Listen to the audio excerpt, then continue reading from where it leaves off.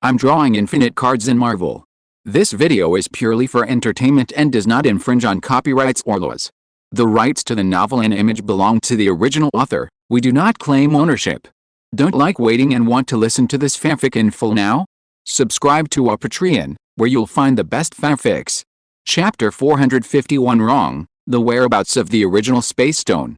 Caesar saw the urgency of the Hulk in the future, and didn't ask him any more.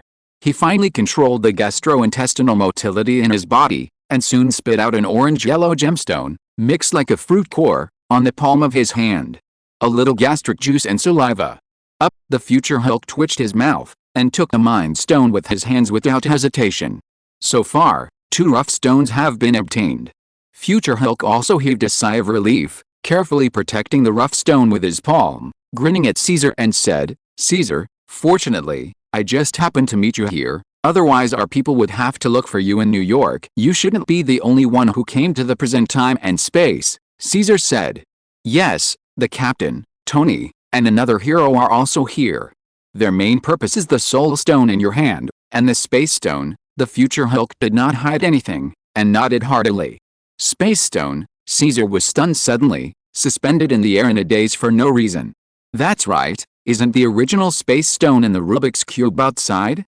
As soon as the New York War is over, the captain and the others sneak into the S.H.I.E.L.D. headquarters and steal it. The future Hulk took it for granted obviously. They have spent a lot of time collecting detailed information in order to borrow rough stones in the past time and space. It's a pity that they in the future missed a very important point. Wrong, you are wrong, very wrong. Master Guya seemed to know something, shaking his head and said. "What's wrong? What's the problem?" Future Hulk asked curiously. "It's simple." Caesar's face was extremely solemn, and he spread his hands and said, "Bana, listen, if you choose to come to New York at the present time for the Space Rough Stone, then this step is undoubtedly wrong. The reason is very simple. The original Space Stone is not inside the cosmic Rubik's Cube." Caesar no longer knew what to say. This is really fucked up. During World War II, he took out the Space Gem from the Rubik's Cube in order to trick the future Thanos, but he didn't expect that it was his own people who got into the pit. "This, Caesar, is what you said true? The Space Gem is not on the Rubik's Cube." The future Hulk opened his eyes in disbelief. "Undoubtedly, yes," Caesar nodded and said solemnly. "The Space Gem was secretly taken out of the Rubik's Cube by my creator Kyle during World War II. So the Rubik's Cube has been used for decades. They are just empty shells left by the Space Gem. Later, after Kyle opened the portal, the Space Gem disappeared mysteriously. Then it's impossible for us to get the original Space Stone when we came here." The green face of the future Hulk became extremely ugly. "One wrong move, and the whole game is lost. If 1 rough stone is missing, even if you get 5, it won't help." The future Hulk began to sweat coldly on his forehead, and even his strong body was trembling slightly due to nervousness. "That's it." After thinking for a while, Caesar said in a deep voice, "Bana, take the 2 rough stones in your hand and return to the original time and space first. I will go to the future captain and Tony who came to the current time and space, and tell them the truth." "Okay." The future Hulk nodded in agreement, holding the 2 original stones of time and mind in one hand, and activated the electronic watch on his left wrist with his free hand. The watch quickly expanded and extended into a white tight-fitting suit, which was paired with an astronaut-style helmet. The burly figure is wrapped in it. In the future, the Hulk waved goodbye to the 2, activated the button in his hand, and his body shrunk to become invisible in the blink of an eye, and disappeared on the top roof with flickering blur. "I leave everything to you, Caesar." After the person left, there was still a lingering sound hovering in place. Caesar was suspended in the air, and remained silent in deep thought. The voice of the ancient mage came from behind him. "What are you going to do?" "What else can I do? No matter the current time and space or the future time and space, someone will always clean up their mess." Caesar sighed helplessly. Although he looked like a 5-year-old child, his tone and words were more mature and reliable than anyone else. "Then you go. No matter now or in the future, this world must have you." With his back turned to him, Ancient One came to the side of the railing, looked down at the New York City outside, and said indifferently, "The war is finally coming to an end." "Yes, but a new war will come again soon." After Caesar bid farewell to Ancient One, he flew out from the New York temple. Under the delay of the future Hulk, the New York war outside has come to an end. This is a matter of course, and there is little deviation from Caesar's previous predictions. Although the main body Kyle, Iron Man Tony, and his Superman Avatar are missing, the battle in New York still has the three top combat forces of Thor, Hulk, and Toxin, supplemented by the intervention of the military and S.H.I.E.L.D. The power of the Carl family hidden in the darkness of the town, the evil god Loki with only an alien army is obviously not enough to see. But New York City, as the center of battle, still paid an unimaginably heavy price. It is already afternoon. Caesar flew slowly at an altitude of several hundred meters. Looking up, the spatial vortex in the sky had disappeared, but there were still streaks of bloody sunset glow and lingering dark clouds in the sky. Caesar looked down. The once prosperous and splendid economic capital is devastated at this moment, with the corpses of alien robots and military soldiers lying everywhere, seriously damaged tanks, helicopters, fighter planes, shuttles, alien warships, wreckage and collapsed buildings merged together. The modern cities and towns after the war has been ravaged are already a doomsday scene. The fires in some places have not subsided, and the unpleasant smell of gunpowder smoke floats into the blood-colored sky. Caesar suddenly saw an acquaintance, and couldn't help lowering the flight altitude. Colonel Rhodes was still wearing a broken machine armor, his helmet was taken off and he was holding it in his hands. His dark face was in a panic, and he stood tall on a pile of ruins, commanding the military personnel who came for reinforcements. The focus is on extricating and relocating the wounded, and making sure there are no other aliens in hiding. Rod, hearing the immature shout from the top of his head, Rhodes was taken aback. When he looked up and saw that it was Caesar, he immediately showed a row of white teeth. Caesar, why did you come here? The war is over. It's a pity you didn't see it. Loki was beaten by the Hulk and Eddie. It was miserable. Something is delayed. Caesar prevaricated and asked, where are the members of the Avengers? And what about the Rubik's Cube? Rhodes pointed to the east direction and said with a smile, the main building of S.H.I.E.L.D. has not been destroyed yet. The captain and the others have just withdrawn there, and Loki and the cosmic Rubik's Cube have also been taken there to deal with it. Okay, I get it. Caesar did not procrastinate. After knowing the location, he immediately accelerated on the spot, leaving behind circles of white airwaves, took off at supersonic speed, and quickly disappeared into the sky above the street. The war is over? Is there anything more important? Rhodes scratched his head inexplicably, without thinking too much, and returned to the tedious affairs after the war. Chapter 452 The Future Captain America. S.H.I.E.L.D. Headquarters, New York City. Since the headquarters address is not in the center of the New York battle, and the building is equipped with a top-notch and complete armed protection system, and there are many S.H.I.E.L.D. agents and staff concentrated on defense, the entire headquarters building has hardly suffered any damage. When other surrounding street buildings were still a disaster scene in ruins, the headquarters building was already bustling with people coming and going, and the agents and staff were busy dealing with post-war affairs.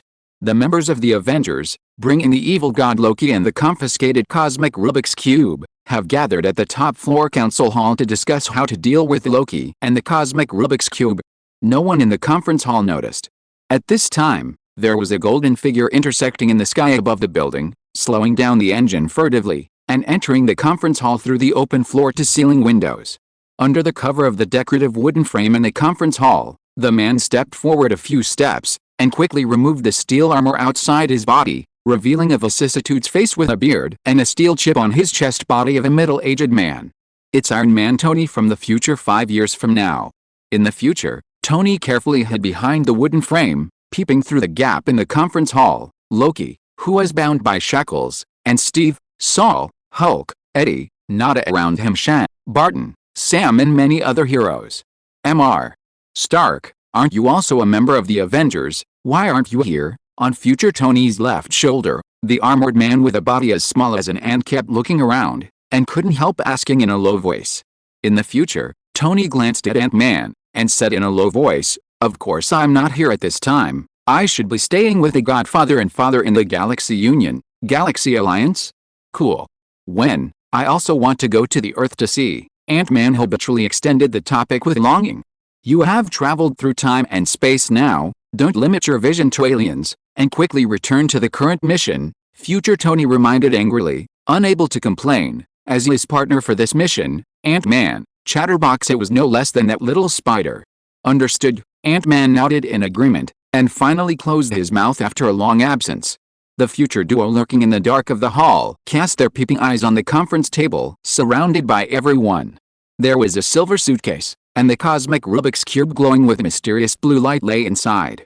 In the future, Tony took a deep breath and clicked on the black-rimmed glasses he was wearing with his left hand. A series of images flashed across the lens immediately.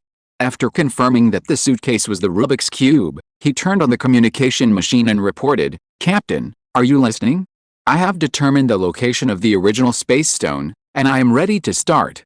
How about your situation? I haven't found Caesar yet, that's all. I will contact you when I find it." The other side of the intercom.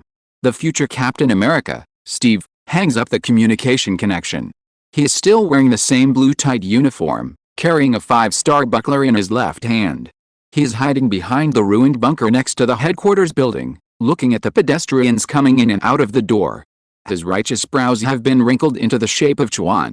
In New York in 2012, the key figure in the Mind Stone is Kaiser Carr. There is no doubt about it, but it is very difficult to find Caesar in the current time and space. Caesar was flying around. His whereabouts were erratic. One moment he might be in the center of New York, the next moment he might have reached the end of the Atlantic Ocean. Correct. In the future, Steve suddenly remembered something, and said to himself, Kyle once said that his clone Caesar, even in the current era, has reached a peak level of strength. With superhuman hearing and superhuman vision, as long as you want to do it and instantly know what's going on in New York City, that being the case. If a person with extraordinary abilities like Caesar is in New York, it is impossible not to know that there are them from the future time and space sneaking into it. So the most correct way is not to actively look for Caesar, but to stay where he is and wait for him to come to me. In the future, Steve was whispering here, and suddenly felt a chill on the back of his neck, and a hand patted him on the shoulder from behind. Captain, what you said is absolutely right. In the future, Steve's body tensed up suddenly, and he turned around vigilantly, only to see the blonde Caesar with his arms folded, floating steadily in the mid-air behind him, blinking at him with his sapphire-like eyes. Caesar, in the future, Steve exclaimed, calmed down quickly, and said, "No, it should be Kyle, you bastard. The people of the future know who they are." Caesar was not surprised. He spread his hands and said, "It seems that you already know my identity, but you should call me Caesar. Kale is the name of my body." There is still a big difference. When Steve saw Caesar appearing in the future, he was relieved and asked a question in confusion. "Wait, how do you know I'm from the future?" "I haven't said anything yet." He originally thought that when he met Caesar in the current time and space, he would have to go to great lengths to explain it, but he didn't expect that Caesar already knew almost everything. "Not only do I know that you come from the future time and space more than 10 years later, I also know that the purpose of your trip is the spiritual gem in me." When Caesar said this, Steve suddenly said, "In the future, you just met Banner, right?" "Yes. I also gave him the original Soul Stone. He has returned to the original time and space in the future with the 2 original stones of time and soul." "That's fine, that's fine." In the future, Steve was overjoyed. In this way, they came to the present time and space, and 2/3 of the task would be completed. "Don't be too happy." Caesar was about to talk about the problem of the original space stone, when the communicator worn by Steve in the future suddenly beeped a reminder. In the future, Steve dialed the communicator, and Tony's anxious voice came out of the communicator, "Captain, it's broken. We messed up here. Loki took the Rubik's Cube and opened the portal to escape." "What did you say?" In the future, Steve was shocked by this failure message. After all, there is no chance to do it again, and their mission on this trip must not make mistakes. Caesar was also deeply speechless. The evil god Loki, who was finally caught, was accidentally beaten and let go by people from the future. But it's okay to run away. Rocky himself doesn't have much value at all. Let him leave with the empty shell of the Rubik's Cube. Maybe it can also confuse Thanos' attention by the way. Thinking of this, Caesar couldn't help but said to future Steve, "Captain, tell Tony and the others to gather here. I have more important news to tell you." In the future, Steve hesitated a little, and said eagerly, "Caesar, we came here only to get the original space stone, but now the Rubik's Cube has." Caesar shook his head lightly, interrupted his words, and said firmly, "What I want to talk about is about the original space stone. Without my reminder or help, you will find it difficult to get the original space stone even if you spend your whole life looking for it." Chapter 453 To the Past, The Space Gem. In the future, Steve looked at Caesar with a serious face, without hesitation too much, and conveyed to the two people on the communicator side, "Forget about the lost Rubik's Cube, come to my position first, we'll be there." Future Tony on the other side hung up the communication. "Caesar, can you tell me about the space stone first?" In the future, after Steve put down the communicator, he looked sideways at Caesar. Although he knew that Caesar must have his reasons for doing so, their mission and task of traveling through time and space are too important to be missed. "If it's for the original space stone, you obviously came to the wrong time and space." Caesar's first words completely stunned the future Steve. Future Steve frowned deeply, and said in surprise, "How is this possible?" Tony and the others almost got the cosmic Rubik's Cube. Caesar sighed. The flying levitation stepped forward, and patted future Steve's shoulder heavily with his small hands. "Please, stop talking about the Rubik's Cube. That is a trap set by my body a long time ago. Don't keep jumping into it." "What's going on?" Future Steve's face became solemn. Caesar reminded him and thought about it. "Do you still remember 70 years ago, when you drove the out-of-control hydrofighter plane and crashed into the unknown iceland of the Atlantic Ocean?" Future reality Steve was in a trance when he heard the words, lowered his head, sat down on a stone in the ruins, and said with emotion, "Of course I remember. That was the beginning of my 70 years of ice. If I hadn't crashed and sank that day, even if I sleep, I will not still go to this day in the youthful state of my youth. That day was also a turning point for my body." When Caesar and future Steve chatted about the past of World War II, they were also full of embarrassment, as if it hadn't been long. "And they were both 100 years old in a blink of an eye. Not long after your plane crashed, I looked for you alone, but unfortunately I didn't find anything. Instead, I found the Rubik's Cube that fell into the ocean." Caesar quickly returned to the topic. "Did you tamper with the Rubik's Cube at that time?" In the future, Steve's eyes widened unexpectedly. "Indeed, this is also in line with Kyle's style. If Kyle doesn't make trouble, then he won't be the man who was once called a demon. I didn't do anything. I just took out the inner core space stone from the Rubik's Cube." Caesar touched his nose embarrassingly. His words were light, but when Steve heard it in the future, he almost jumped up from the spot in shock. "So, since World War II, the cosmic Rubik's Cube, yes, it's just an empty shell with only an appearance, leaving some space. The residual power of the original stone is estimated to be completely destroyed after a few more uses." Caesar looked at Steve in the future, and spread his hands helplessly. "To be honest, I originally thought about throwing out the empty shell of the cosmic Rubik's Cube to attract the attention of those alien forces." "It's you." In the future, Steve was also afraid for a while, patted his undulating chest, and took a long breath. "That's it." Fortunately, Tony and Scott didn't get the cosmic Rubik's Cube just now. Otherwise, when we return to the original time and space, we will be able to return to the original time and space. If you find that there is no rough stone in the Rubik's Cube, it will be completely over." Caesar fell silent, and looked at the future Steve slightly. Although the other person's appearance was still young, his brows were always haunted by mist, and symptoms of anxiety and restlessness appeared on his body from time to time. "How pessimistic." "Steve," Caesar called softly, put his little hand on the other's big hand, and said immaturely and firmly, "Everything will be fine. Yes, there will always be a way." Future Steve forced a smile, looked at Caesar intently, hesitated for a moment, and finally said, "Caesar, if you don't have..." Before he finished speaking, a tall and straight familiar figure suddenly walked out from the side. "What are you doing?" Wearing a steel helmet with the letter A on his head, a 5-star buckler in his left hand, and a tights with American flag stripes, the young man is staring at Caesar and future Steve. "It's not like that, is it?" Looking at the person who found them, the corners of future Steve's mouth couldn't help twitching, and Caesar also slapped his forehead, moaning, "This mess is getting harder and harder to clean up." Captain America Steve glanced over the two sitting together, focusing on the future Steve, looking at the appearance that was exactly the same as himself, even wearing a 5-star round shield as a weapon in his left hand. There was a flash of understanding in Steve's eyes, and he said quickly to Caesar, "Caesar, that's Loki pretending to be me. Don't be fooled by his magic." After finishing speaking, he rushed towards the future Steve vigorously, intending to start a fight if there was a disagreement. In the future, Steve's face was full of helplessness, so he could only get up hastily, and took a step forward. As soon as he raised the round shield with his left hand, Steve's round shield fell from top to bottom, and quickly fell on the shield surface. The two vibrating gold round shields collided fiercely, and sparks bloomed at the intersection points. which were reflected in Caesar's jewel-like eyes beside him. "Drink," Steve yelled, and swiftly threw the round shield like a dart towards Future Steve. Future Steve was not to be outdone, and also swung the round shield in his hand back. The two vibrating gold round shields collided again in the air, disengaging each other's power, and falling to the ground without turning back.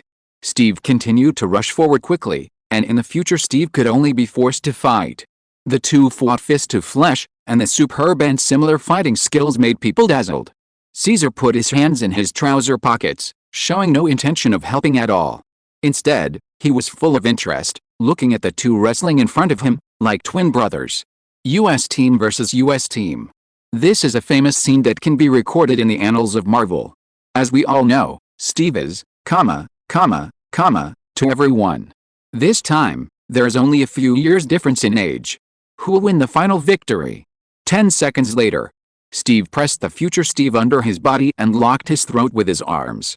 No matter how much the future Steve struggled, it was difficult to break free from Steve's strong throat lock. No way, Caesar stared dumbfounded. He thought he would fight evenly for a while, but he didn't expect the winner to be decided so quickly. The future US team was completely defeated, and was beaten and educated by himself a few years ago. Caesar thought that there would be a turnaround, but seeing Steve's difficulty in breaking free in the future, and his handsome face blushing from difficulty breathing, he accepted this fact. Don't think that pretending to be me can defeat me with fighting moves. I can still fight like this for a whole day, Steve snorted coldly, and his arms were tightly locked on the future Steve. After knowing that he couldn't escape with strength, Steve urged with difficulty, "Caesar, don't help, I really can't help you." Caesar sighed helplessly, moved his body lightly, disappeared from the spot in an instant, and came behind Steve in a flash. Using his left hand as a hand knife, he slashed on the neck with controlled force. Steve, who had no defense against Caesar, was immediately knocked out, and his body limply lay on the future Steve. Caesar pushed Steve away, pulled future Steve up, and teased, "Are you lazy in the future? The combat power has been weakened so much?" "No way." Future Steve touched Lehang's neck, looked at Steve on the ground, and panted heavily, "We have been decadent for nearly 5 years. Chapter 454 The Future Iron Man and Ant-Man.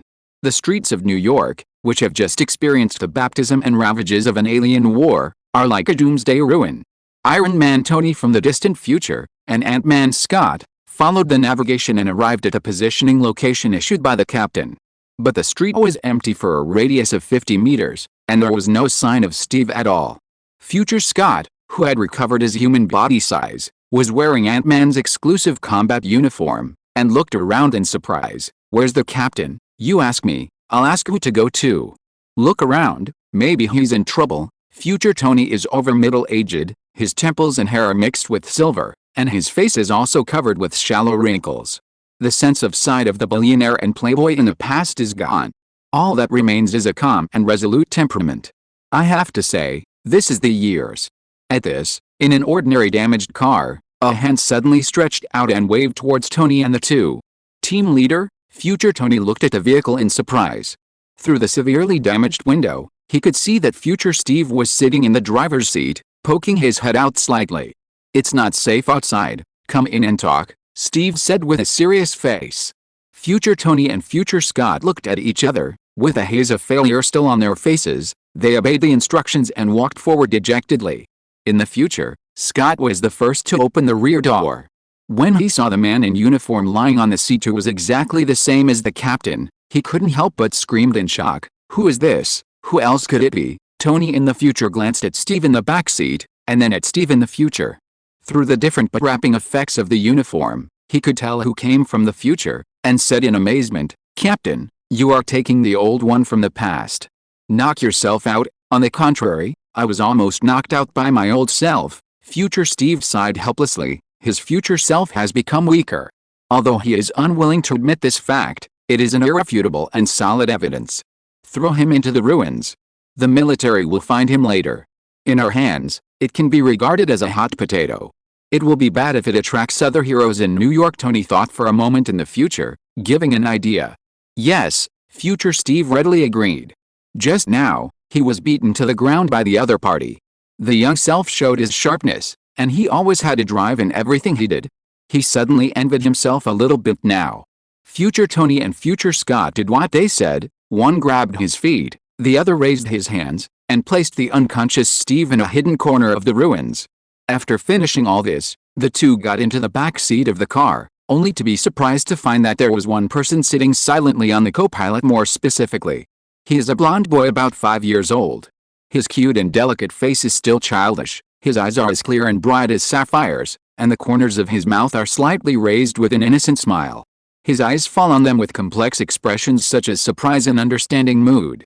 In the future, Tony's thin shoulders trembled slightly, his cloudy eyes were full of excitement, and his voice trembled slightly. You are, who are you? Scott on the side seems to have taken the words, looking at Caesar full of doubts. He's my godfather. Little godfather. Future Tony glared at Scott and said, Little godfather. Scott was taken aback for a moment, quickly rubbed his eyes, looked at Caesar on the co-pilot again, and exclaimed as if thinking of something, Caesar Carl? Oh my god, it's really you. You are my idol. Come on, I don't even remember my idol. I don't have a fan like you. Although Caesar said this, his heart moved slightly. The future Ant-Man doesn't recognize him. Does this mean that when the other party joined the Avengers, he was no longer in the Avengers? In other words, he was no longer on Earth at that time. Little godfather, have you discovered our whereabouts? After all, future Tony has a genius brain, and after a little thought, he guessed the general situation. Caesar nodded, and said bluntly, Yes. I met Banner first, and he told me about your time and space. The original Mind Stone and the original Time Stone in the hands of Mage Ancient One, and I have lent it to bring you back. Future time and space. Scott clenched his fist excitedly, and said happily, Two? That's good, that's good. In the future, Tony will not be happy at all. Knowing that the 6 rough stones are indispensable, he covered his face with his hands and whispered, Captain, little godfather. We messed up the matter of the cosmic Rubik's Cube. After Loki got the cosmic Rubik's Cube, open a portal and disappear in the shield building. With Loki's cautious temperament, he probably left the Earth directly, and it is impossible to find him in a short time. By the way, we lost the only chance to get the original Space Stone. Future Scott's smile froze quickly, and he muttered like a repeater, That's the only chance, the only chance. I'm already bothered enough, don't keep arguing in my ears all day. Future Tony rubbed his hair irritably, looking at the two who were ashamed and lost.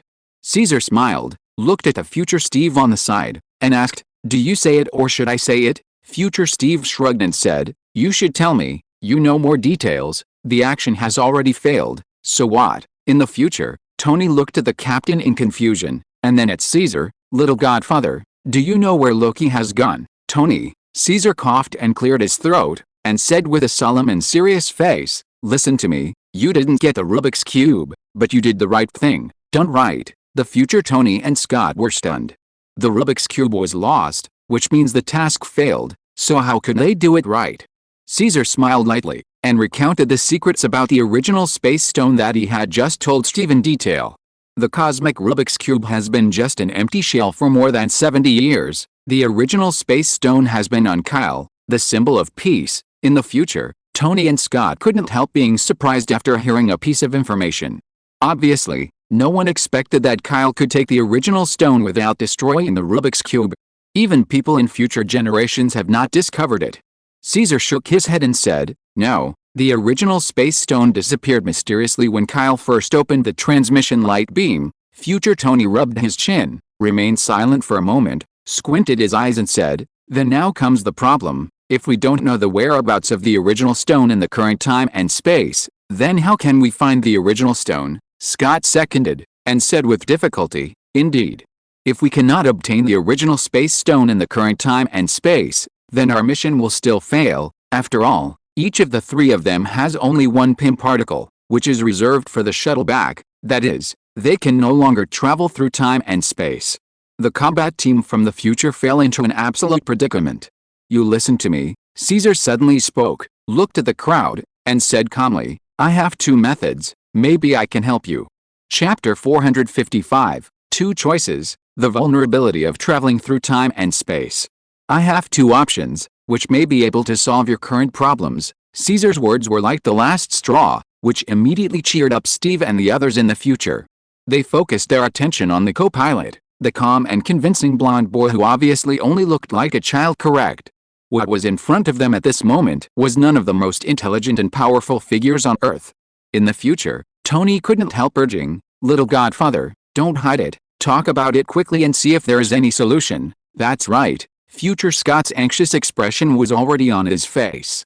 The Godfather is the Godfather, why do you have to add a small prefix? I look very small. Caesar folded his hands on his chest, and just halfway through speaking angrily, he stopped suddenly. He looked down at his body, but he could not accept the fact that his body was not fully developed. "Well, I am indeed quite small now. Caesar, tell us, what do you mean by the two plans?" Future Steve put his hand on Caesar's shoulder and said solemnly. Both future Tony and future Scott looked at Caesar, quietly waiting for his reply. "I know you are in a hurry, so I won't delay any longer." Caesar didn't make a fool of himself, raised a finger, returned to the topic and said, "The first plan. Find my body Kyle. He has a special ability that I don't have. Maybe he can help you find the original Space Stone." The current Superman avatar, Caesar, does not know that the main body Kyle has recovered the original Space Stone, so he can only make suggestions according to his own judgment. Peace symbol Kyle? By the way, if you find him, maybe it will work. Future Scott seconded. Obviously, even in the future time and space, the streets are still full of fanatical Kaichuan. The plan is feasible. But it's difficult. It's impossible to have absolute initiative. In the future, Tony rested his hands on his chin, under the lenses of the black-rimmed glasses. His eyes were full of gleam, and he pondered, Kyle, the Godfather of the current time and space, should still be the same as the current me, in an unknown distance of light years away, outer space. Are we going to stay here and wait? Indeed, I remember that after the Great War in New York, it took some time for Kyle and the others to return to Earth. Future Steve frowned, looked at Tony in the future, and discussed, let's not talk about whether we can find Kyle in the current time and space. If we don't even recruit Kyle, then we have entered a dead end. Tony, the initiative you mentioned is also due to this concern, right? Tony nodded in the future. Yes. This plan is too risky and feasible, but it may not work. We must find the perfect method that can completely go through. Then listen to me finish the second plan. The expression on Caesar's face remained unchanged, and he slowly stretched out his second finger, and then told the three people in the car the second plan. We can travel to a certain time and space in the past together, and save the original space stone that is still on the Earth. Get it? Continue to travel to the past? Are you sure? Future Scott exclaimed immediately. Caesar, maybe you don't know our current situation. Steve smiled wryly in the future, and explained to Caesar, we need something called PIM particles to travel through time and space, but after we arrive at a current time and space, there is only one PIM particle left on each of us. If we continue to travel to the past time and space, even if we obtain the original space stone, we will not be able to return to the original future time and space for use. I know. So each of you will have one, so if you add up, there will be 3. Caesar seemed to take it for granted. Future Tony, who had been silent all this time, felt his heart move slightly, winked at Caesar and said, Little Godfather, there is something to add to your proposal, right? Caesar was mysterious, raised 3 fingers, and said, 3 PIM particles. If one person uses them, he can use them 3 times, that is, travel through time and space 3 times. In the future, Scott opened his mouth exaggeratedly, and said in surprise, you mean, we leave the PIM particles for one person to use, and the other 2 stay in the current time and space? This is too crazy. You have heard of Isn't Schrödinger's cat law. I don't care about your cat and dog laws. There's a loophole here, haven't you noticed? Caesar rolled his eyes, looked back at Scott on the future, and asked, Scott the ant, right? Let me ask you, do you have the superpower to make people and objects smaller? That's not a superpower, it's some kind of telescopic technology. Also, I'm not Ant-Man, I'm Ant-Man. Ant-Man, Scott corrected word by word. That's not enough. Caesar put his hands together and said with a smile, as long as one person shrinks the rest of the team members to portable size in advance, puts them on the body as items, and then travels through time and space. This can be achieved indirectly. A PIM particle is more. Has it worked for people? This, in the future? Scott was stunned, then slapped his forehead, looked at the other 2 excitedly, and said, indeed, we can still play like this. If you can continue to travel through time and space, then there will be no problem at all. Future Steve looked at future Tony, his eyes filled with joy. Theoretically, it's completely feasible. Future Tony nodded slightly, and said calmly, what is missing now is the right time. Little Godfather, when should we arrive? Is the right time to obtain the original space stone? Caesar looked at the future Steve on the main driver, smiled and said, your captain knows this too. We can go back to World War II, before the Rubik's Cube fell into the hands of the Red Skull and the space stone was not lost by Caesar, us, in the future. Tony looked at Caesar in surprise, and said in surprise, Godfather, do you want to? Yes, I want to go to the past with you. Caesar spoke endlessly in a non-surprising language, and the three people in the car all looked shocked. We can handle it ourselves, little Godfather, you don't need to be with us, in the future. As soon as Steve and Tony spoke to persuade, Caesar continued, I have already decided. Don't worry, as long as one person uses a Pym particle first, we can come to World War II together. After obtaining the original space stone, the three of you people use one Pym particle to return to the original time and space, and I use the last Pym particle to return to the current time and space. Caesar's attitude is extremely firm. He has a hidden secret that he has to go back to the past. He has a regret that he has always wanted to mend. Maybe this time is the only opportunity. He didn't want to miss it. Future Steve said softly, Tony, listen to him. As long as he wants to do, none of us can stop him. Okay then, Future Tony sighed. Then it's decided. Caesar snapped his fingers and said firmly, let's go to the time and space of World War II together. Chapter 456 The Missing Caesar. On the streets of New York, next to the SHIELD headquarters building, in a hidden corner of ruins. Steve, wake up. Steve, wake up. Lying unconscious on the ground, Steve faintly heard a familiar female voice. He managed to open his eyes a little, but saw Natasha watching him worriedly in front of him. A heavy consciousness emerges from the dark water. Steve came back to life as if awakened from a start. He opened his eyes wide, looked at Natasha who was squatting in front of him, and looked at the ruins around him after the war. He touched the back of his neck in pain and asked, what's wrong? Why am I lying on the ground, Captain? If you ask me this question, who am I to ask? Natasha stretched out her hand and pulled Steve up from the ground. I received your order, so I came here directly.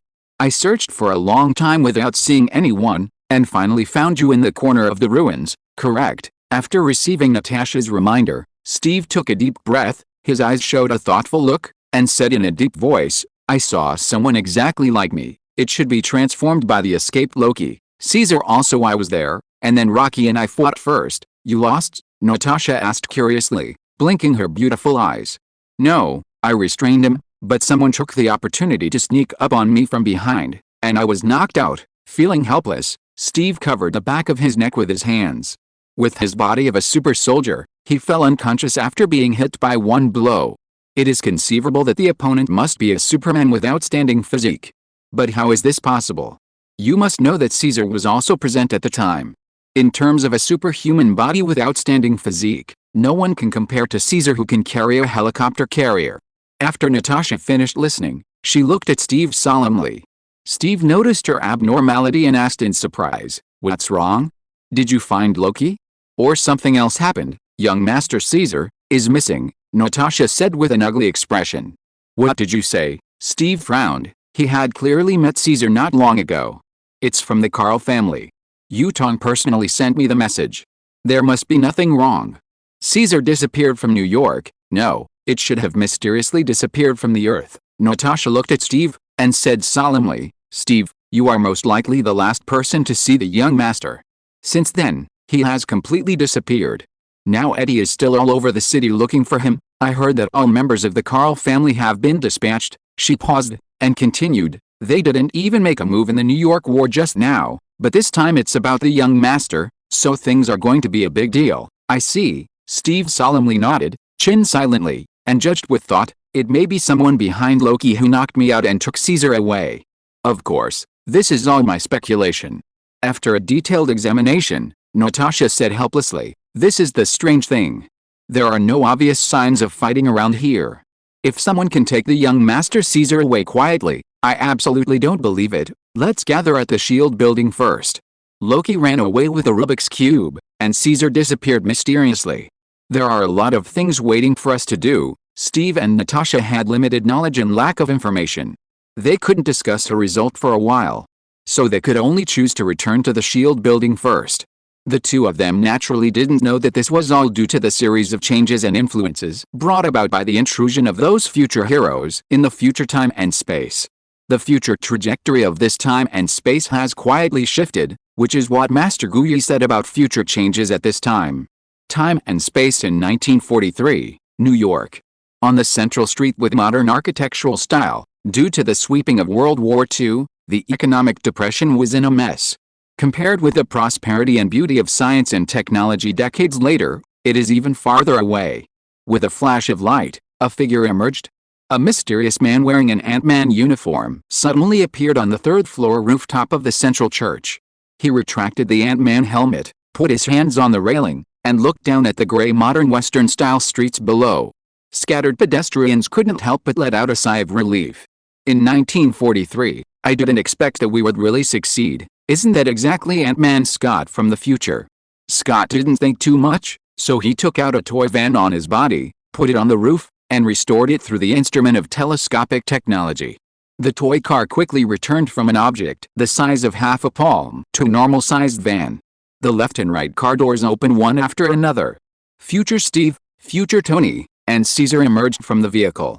When they saw the environment they were in, they also relaxed with joy on their faces. Scott admired Caesar. With only one PIM particle, a total of 4 people successfully traveled through time and space.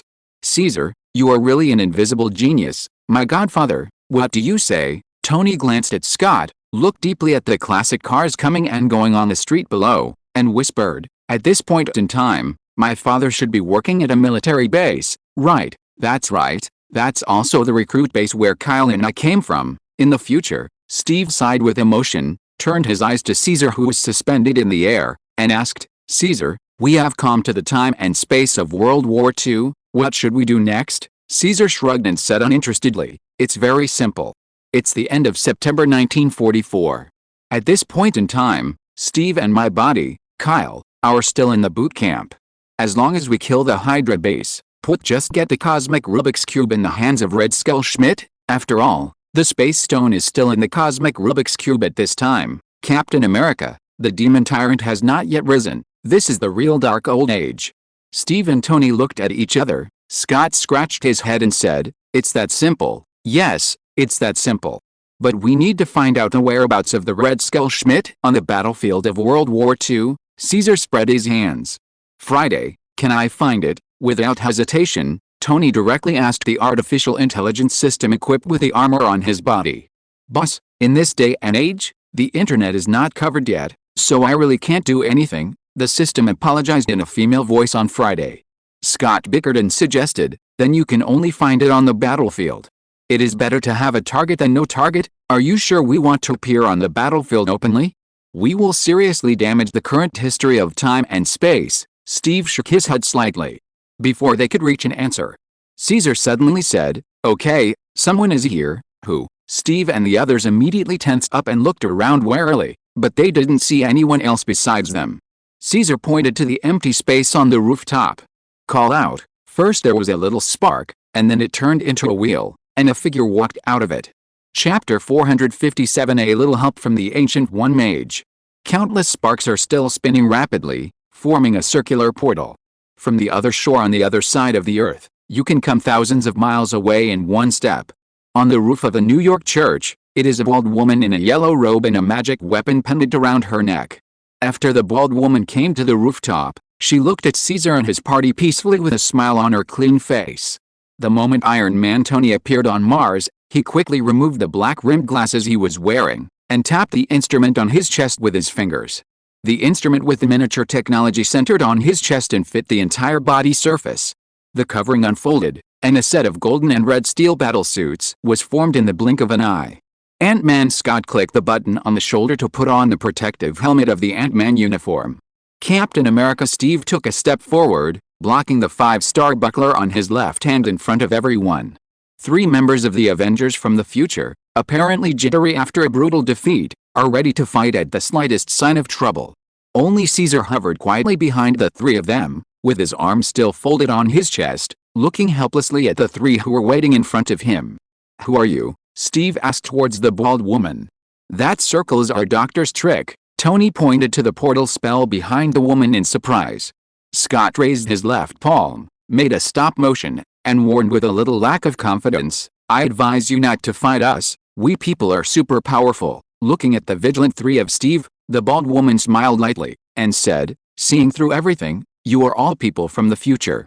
There are so many questions, how should I answer? Which one of you is the person who traveled through time and space, the person in charge of the team leader? Oh, we're not here for a trip.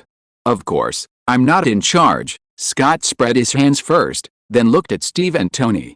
Steve and Tony looked at each other, understood each other's meaning, and took a few steps back, exposing Caesar suspended behind. Be careful, Caesar, Steve reminded in a low voice. Don't worry, she's not an enemy. Caesar floated forward, staring at the woman in front of him, that is, the Ancient One Mage in the current time and space, bickering. Ancient One Mage, how did you know we are coming, whether it is the future or the present? There is no difference between the Ancient One Mage, he is a true guardian above the earth and beyond the years. The Ancient One and Caesar looked at each other, and said with a smile, the future me has left some kind of magical imprint on you, which only I can perceive. So I knew immediately when you came here, I see. Caesar looked at Guyu with dissatisfaction, put his hands on his hips, and snorted coldly, I didn't expect you to have such a wicked side. Isn't this personal monitoring? Master Guyu's face remained the same, and he was not angry. He smiled and said, I think the future me may have seen something, so I left a mark on you in advance, reminding me in the current time and space to come and help, lest you mess up the current time and space. History, she's probably right, Steve admitted. Tony nodded approvingly. If the Godfather hadn't had the bad taste in the past and secretly took the original space stone from the Rubik's Cube, they wouldn't have come to the current time and space of the old age. You guys, shut up. Caesar turned his head and glanced at them angrily. He was the one who was cleaning up the mess in the future time and space. Caesar looked at Ancient One again, put his hand on his chin, and pondered, so, can you help us catch the Red Skull Schmidt directly and let him hand over the original space stone obediently? The ancient master of the local time and space made a move. Isn't the Red Skull easy to catch? No. Faced with Caesar's proposal, Master Guyu shook his head and refused, and said bluntly, I can help you appropriately and indirectly, but I can't mess up the order of this time and space with my own hands. Everything is about cause and effect. You are the cause, and only you can do it yourself. There will be consequences, Supreme Master. When did you learn the Eastern philosophy? Caesar twitched the corner of his mouth, and didn't expect Master Guyu to help, so he asked casually, then what are you going to do? How can you help us appropriately and indirectly? You'll know just by looking at it. The ancient mage swung his right hand forward to eliminate the previous portal, and then made a seal with the hand wearing the magic weapon ring, and spun in a circle with the other hand. A little bit of sparks glowed from the sky again, spinning into a wheel, and a portal quickly formed in front of everyone. On one side of New York City, it is still daytime, and on the other side is an unknown place shrouded in night. Master Guyu said lightly, the other end of the portal is the military fortress where the Red Skull is. The cosmic Rubik's Cube is on the windbreaker he carries with him. Do I need to say more about the rest? No need. You are worthy of being the Supreme Mage, reliable. Caesar raised his thumb to the ancient mage, glanced at the people behind him, nodded his head, and flew towards the portal without any hesitation. The three of Steve followed closely behind, stepped through the portal together, and disappeared on the roof of the New York church. Only Mage Guyu was left alone. She closed the portal of creation casually, stood on the roof facing the breeze, and looked down at the outline of most of New York City below.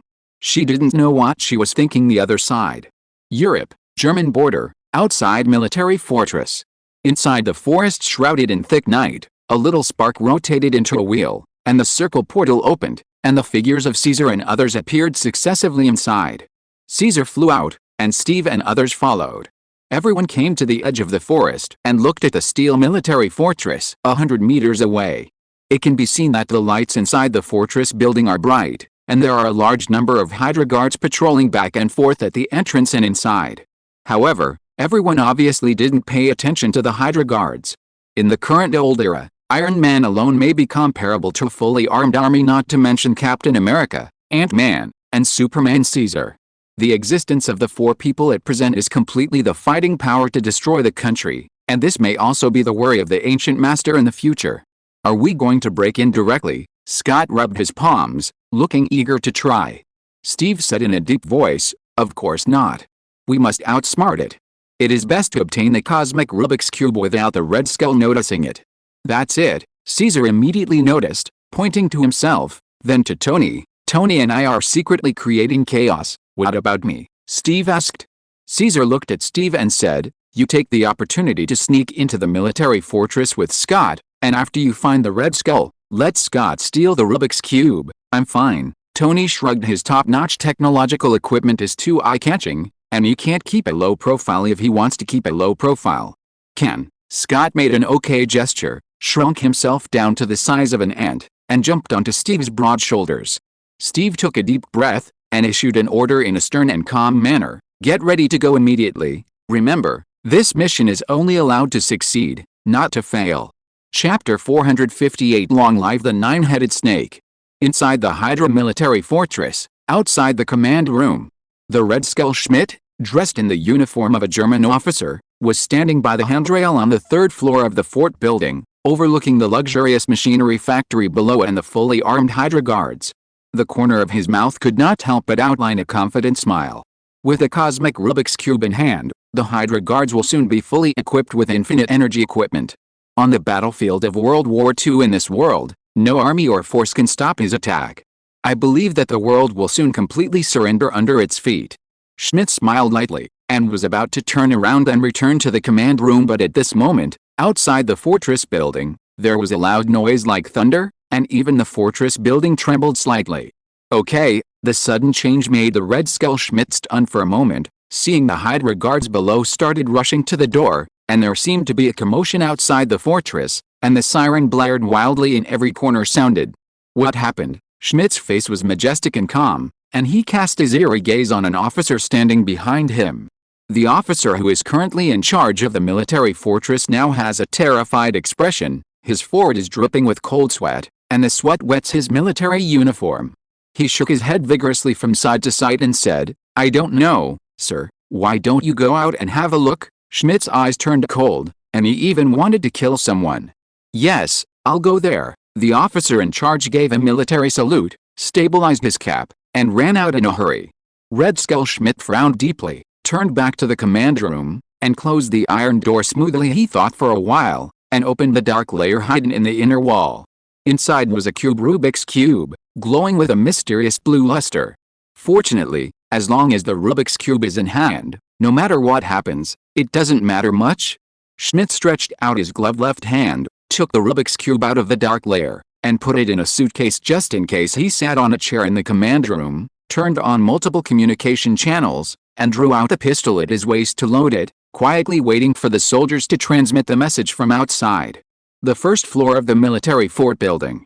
Most of the Hydra personnel rushed out when they heard the commotion outside. Only one Hydra guard walked in the opposite direction, groping secretly into the military fortress. Captain, you really have a way of camouflaging and lurking. I have learned it. On the shoulder of the Hydra guard, there was a villain as small as an ant, and whispered in admiration.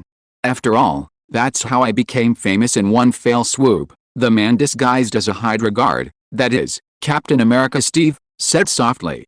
Taking advantage of the commotion and big battles outside, Steve took the shrunken Scott and successfully knocked out a Hydra guard, put on his clothes and sneaked into the fort building. Scott asked curiously, the Red Skull you mentioned, does he really look like a skeleton? Because he was injected with a semi-finished super soldier potion, he lost a layer of skin and was disfigured, but now he should be wearing human skin, so it's not so easy to recognize. Steve lowered his voice and walked up the stairs, looking around to find the figure of Schmidt the Red Skull. Wow. That's actually kind of scary. Scott was still chatting as if he was traveling, and he didn't have any awareness of sneaking in and disguising. As an ant-man whose body stretches freely, there is no need for this at all. After all, he became the size of an ant, and unless he was concentrating, no one would see him even if he stood in front of him. Tony is right, you really talk a lot. Steve sighed helplessly. He didn't see the Red Skull on the first floor. He wanted to go to the second floor, but at this moment, he ran into a group of Hydra walking down the stairs from the second floor guard team. Seeing this, Scott didn't dare to speak, and hid in the gap of Steve's hood. Steve's big heart pretended to be calm, And he didn't show the slightest panic. Instead, he continued to walk up the stairs very naturally. The Hydra team and Steve met each other on the stairs, up and down. "You?" The leader of the guard stopped and took a look at Steve. Since they were both wearing protective hoods, they couldn't see each other's faces clearly, but Steve's tall and stalwart height was still relatively rare and immediately caught his attention. It happened. Scott, who was hiding on Steve's body, sensed the danger of being exposed, and couldn't help wiping off Steve's sweat. Just as he was preparing for this encounter, he only heard Steve's serious words in a word: "Long live the Hydra." Steve's tone is calm and determined, very contagious, really like a soldier loyal to Hydra. Even if Red Skull Schmidt was present at this time, he might not believe that he was an infiltrator. "Long live the Hydra," the leader of the guard nodded in satisfaction, exchanged slogans with Steve, and then led the team downstairs. Steve breathed a sigh of relief, and walked upstairs unhurriedly. "Captain, you are amazing." Scott stared dumbfounded. "What is acting?" "This is acting. Learn." Steve smiled, feeling like he was always going to shout Hydra's internal slogan once in a while. "I can't learn it, I can't learn this." Scott shook his head, gave Steve a thumbs up, and said with emotion, "Any Oscar statuette should be given to you, Captain." The two continued to sneak into the upper floor.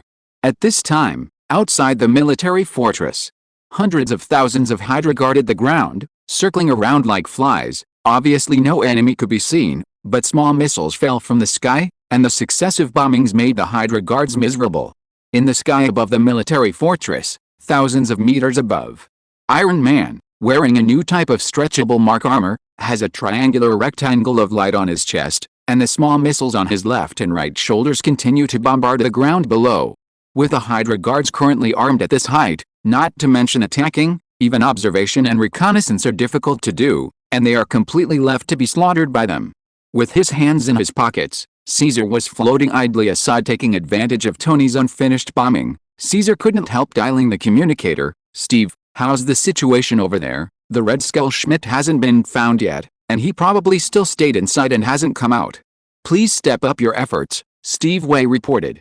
"More force." Caesar looked at Iron Man, suddenly thought of something, and flew towards the nearby mountains and rivers at top speed. But after a while, Tony had just shaken off the loader that had consumed the small missiles. When he heard the buzzing sound behind him, he looked back in surprise, and when he saw what was in front of him, he opened his mouth exaggeratedly. It can be seen that under the cover of the night, a small mountain hummed and floated up, approaching the height of 1,000 meters.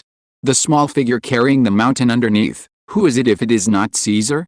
Tony held back for a long time, and finally spit out, "Little Godfather, are you going to make meteorites? The college entrance examination is about to come, and I hope the candidates for the college entrance examination will work hard and live up to the 3-year promise."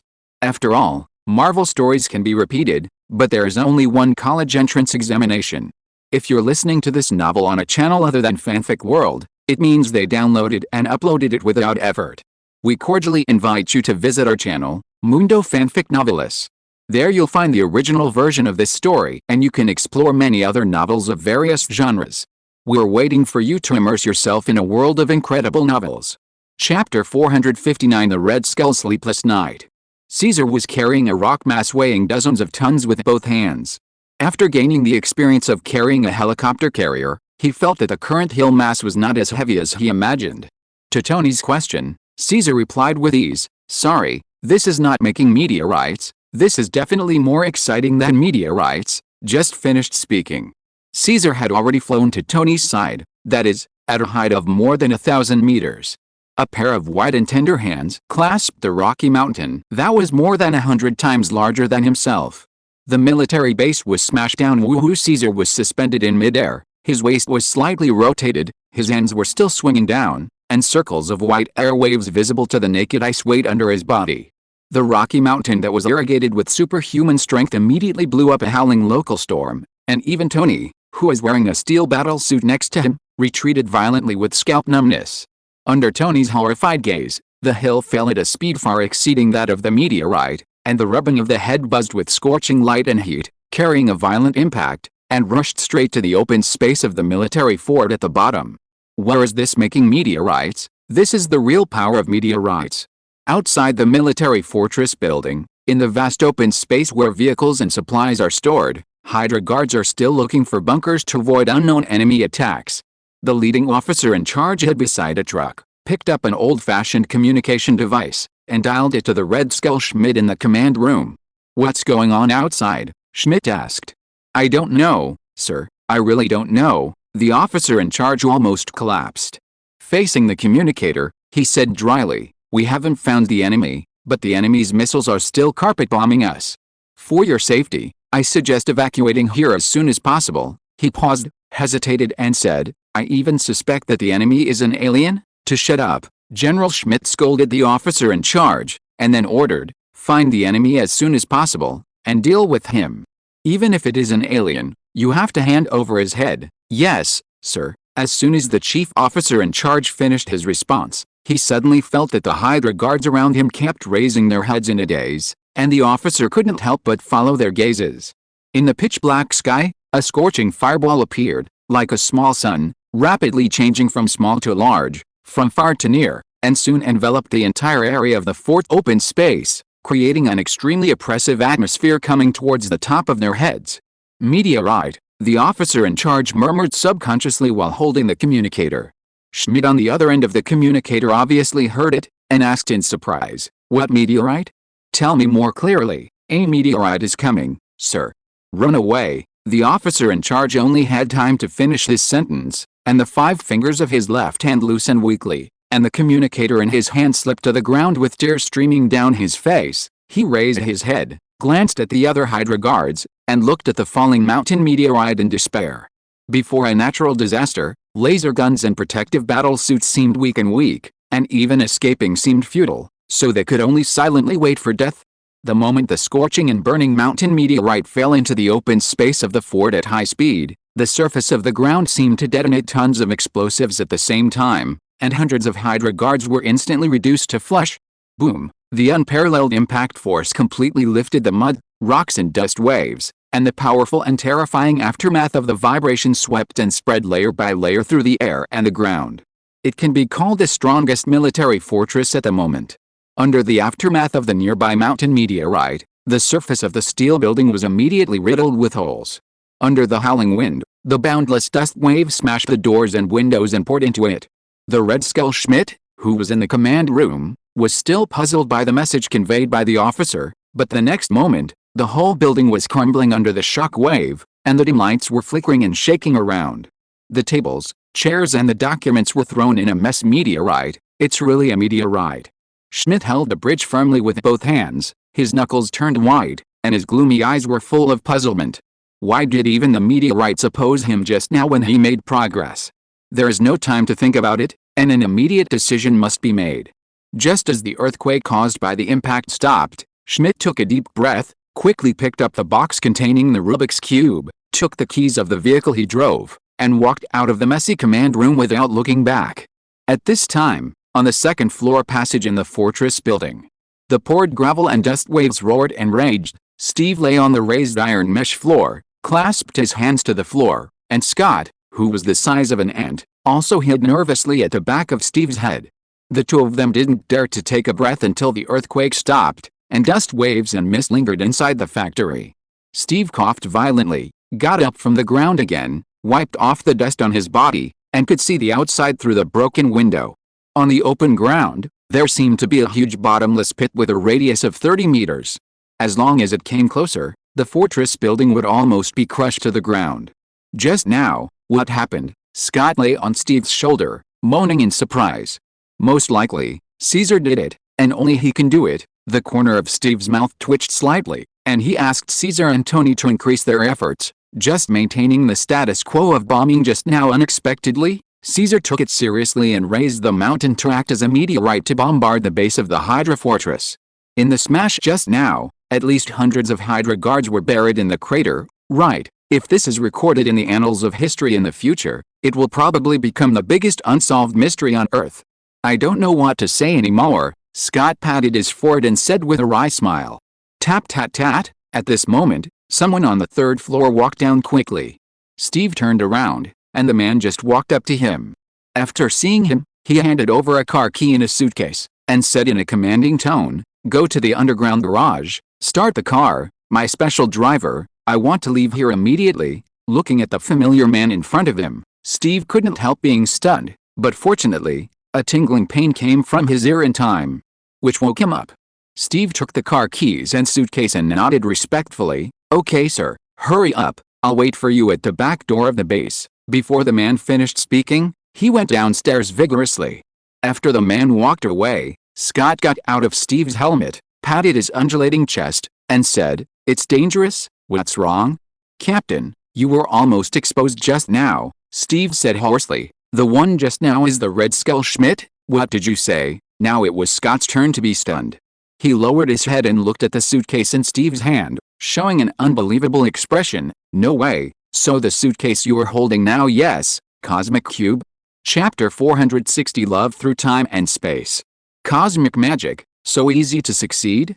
And it was Red Skull Schmidt himself, who personally handed it to his hand. Wouldn't he be happy if he didn't take it? Slightly opening a gap in the silver suitcase to confirm the contents, when seeing the Rubik's Cube lying in it glowing with mysterious blue light, Steve was convinced that they really succeeded. Worried that Schmidt, the Red Skull, would turn his back on the carbine, Steve didn't stop any longer, and came out of the military fortress with Scott with a suitcase containing the Rubik's Cube.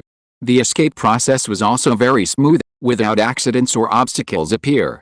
According to the plan, the four of them went to the original forest to meet up. When Caesar and Tony learned about the process of Steve obtaining the Rubik's Cube, and heard that Ant-Man Scott did not make a move during the whole process, they looked at each other in blank dismay and did not know what to say. Scott gloated, "I can assure you that Schmidt, the Red Skull, will never be able to sleep tonight. It's not just that I can't sleep. Even if I'm lying on the bed, I'll scratch and bite the board to vent." Tony, who was still wearing Mark's new battlesuit, shrugged and happily seconded. "You don't care if he sleeps or not?" Steve rolled his eyes, pointed at the suitcase, looked at Tony, then at Scott, and said in a deep voice, "Since the mission of coming here has been accomplished, we are now going back to the original future time and space. After all, the future world is a mess, and many people are still waiting for us to go back and save them. That's right, it's time to go back, time travel." So far, Tony and Scott sighed softly, and then together with Steve, the three of them all set their sights on Caesar. Caesar dodged their eyes. His body was floating in the air, his hands were in his trouser pockets, and there was no reluctance on his small face. He said nonchalantly, "Why are you looking at me? Since you are in a hurry to go back, you can leave a PIM particle and the time-traveling instrument behind, and you can go one step ahead." "Little Godfather," Tony whispered to himself, stepped forward suddenly, stretched out his hand to hug Caesar's small body, and kept rubbing his cute face with his chin. "Wow. Disgusting," Caesar muttered in disgust, and pushed Tony's bearded chin away with his small hand. "You man, why do you get more and more sad as you get older?" Steve and Scott smiled at each other, and also took a step forward, hugging Caesar and Tony together. At this moment, the four hugged into a ball, and they could feel the warmth of each other. Future Steve said heavily, "Caesar, take good care of yourself." Future Tony smiled, and said softly, "This time it's really a farewell?" Future Scott laughed out loud, "Next time you see me again, it won't be me now, okay? Are you annoying? Go back to the original time and space." Even though Caesar said that, the corners of his mouth curled up, and his jewel-like eyes showed sadness. Yes. They are in different parallel time and space. Originally they should not meet. Even if they meet, it is fleeting, and they will part ways in the original time and space in a blink of an eye. This farewell is farewell, then goodbye, Caesar. Ant-Man Scott finally waved his hand at Caesar, holding a suitcase containing the Rubik's Cube, as well as miniature versions of Tony and Steve, and pressing the button to start traveling through time and space. His body quickly changed from big to small, and soon disappeared completely in the forest wilderness.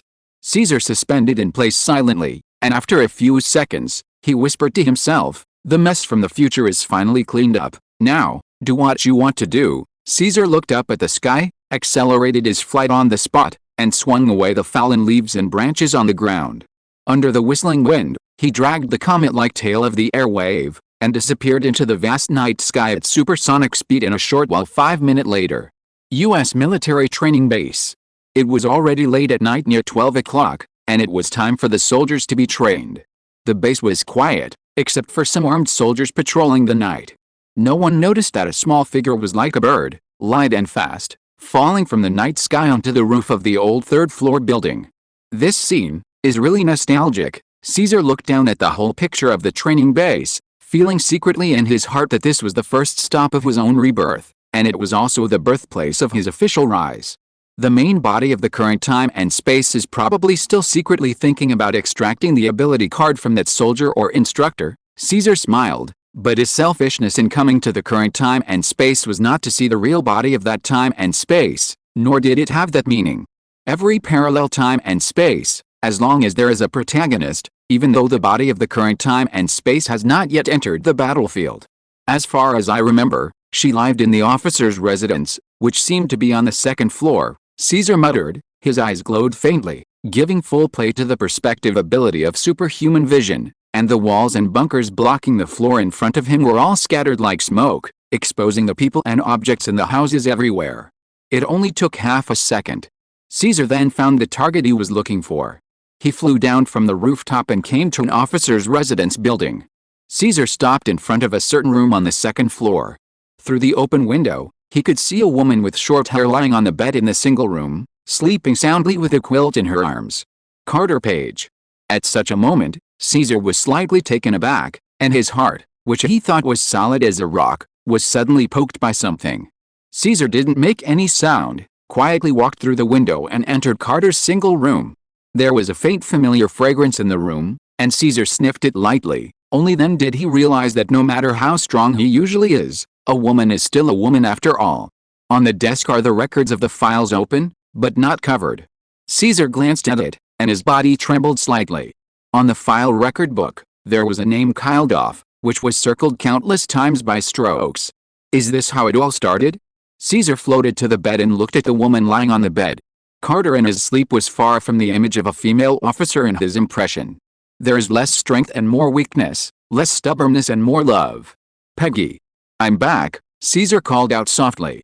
In this simple sentence, how many identities have been separated, and how many time and space have been separated? Since the parting in the wheat field before the main body Kyle left the earth, Carter was doomed and became an irreparable regret in his eternal life. This regret is still brooding to this day. It is also the only reason for the devil Caesar to follow Steve and others to the current time and space of World War II. Traveling through time and space, just to see you. Caesar leaned forward gently, stroking Carter's face with his small hand. If you do it all over again, will you regret meeting Kyle? Forget it. This answer is left to you in this time and space. Go and answer it slowly. Carter's eyelashes trembled slightly.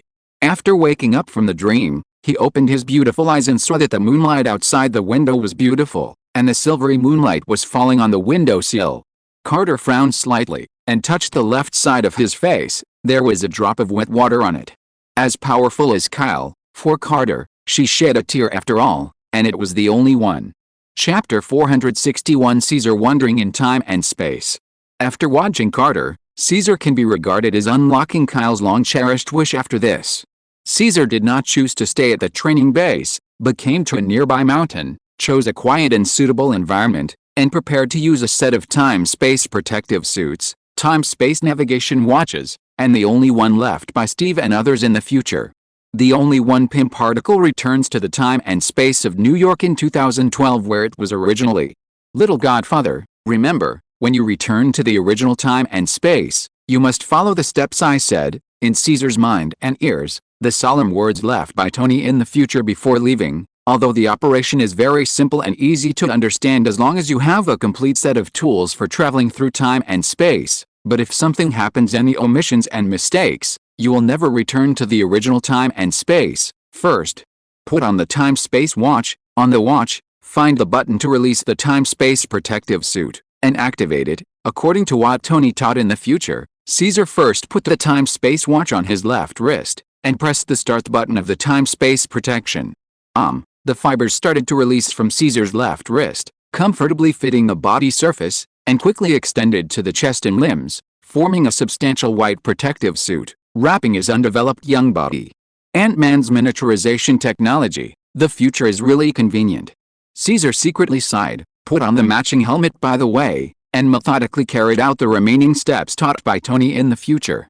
The second step. Gently put the Pym particle into the waist groove of the space-time protective suit. The third step.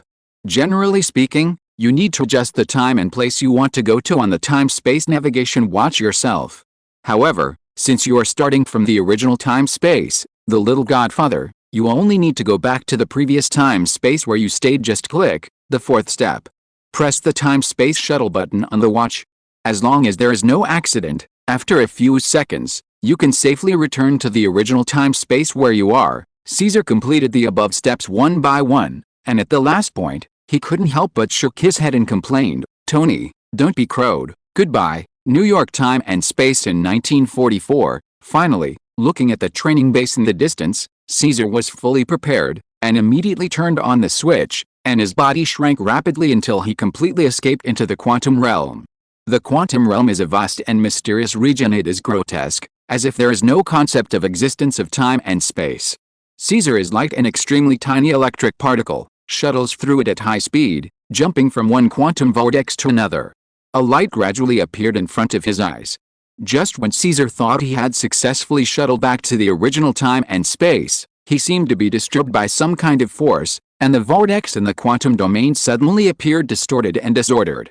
With a burst of violent bumps and contrast, the light ahead dimmed and extinguished in the blink of an eye.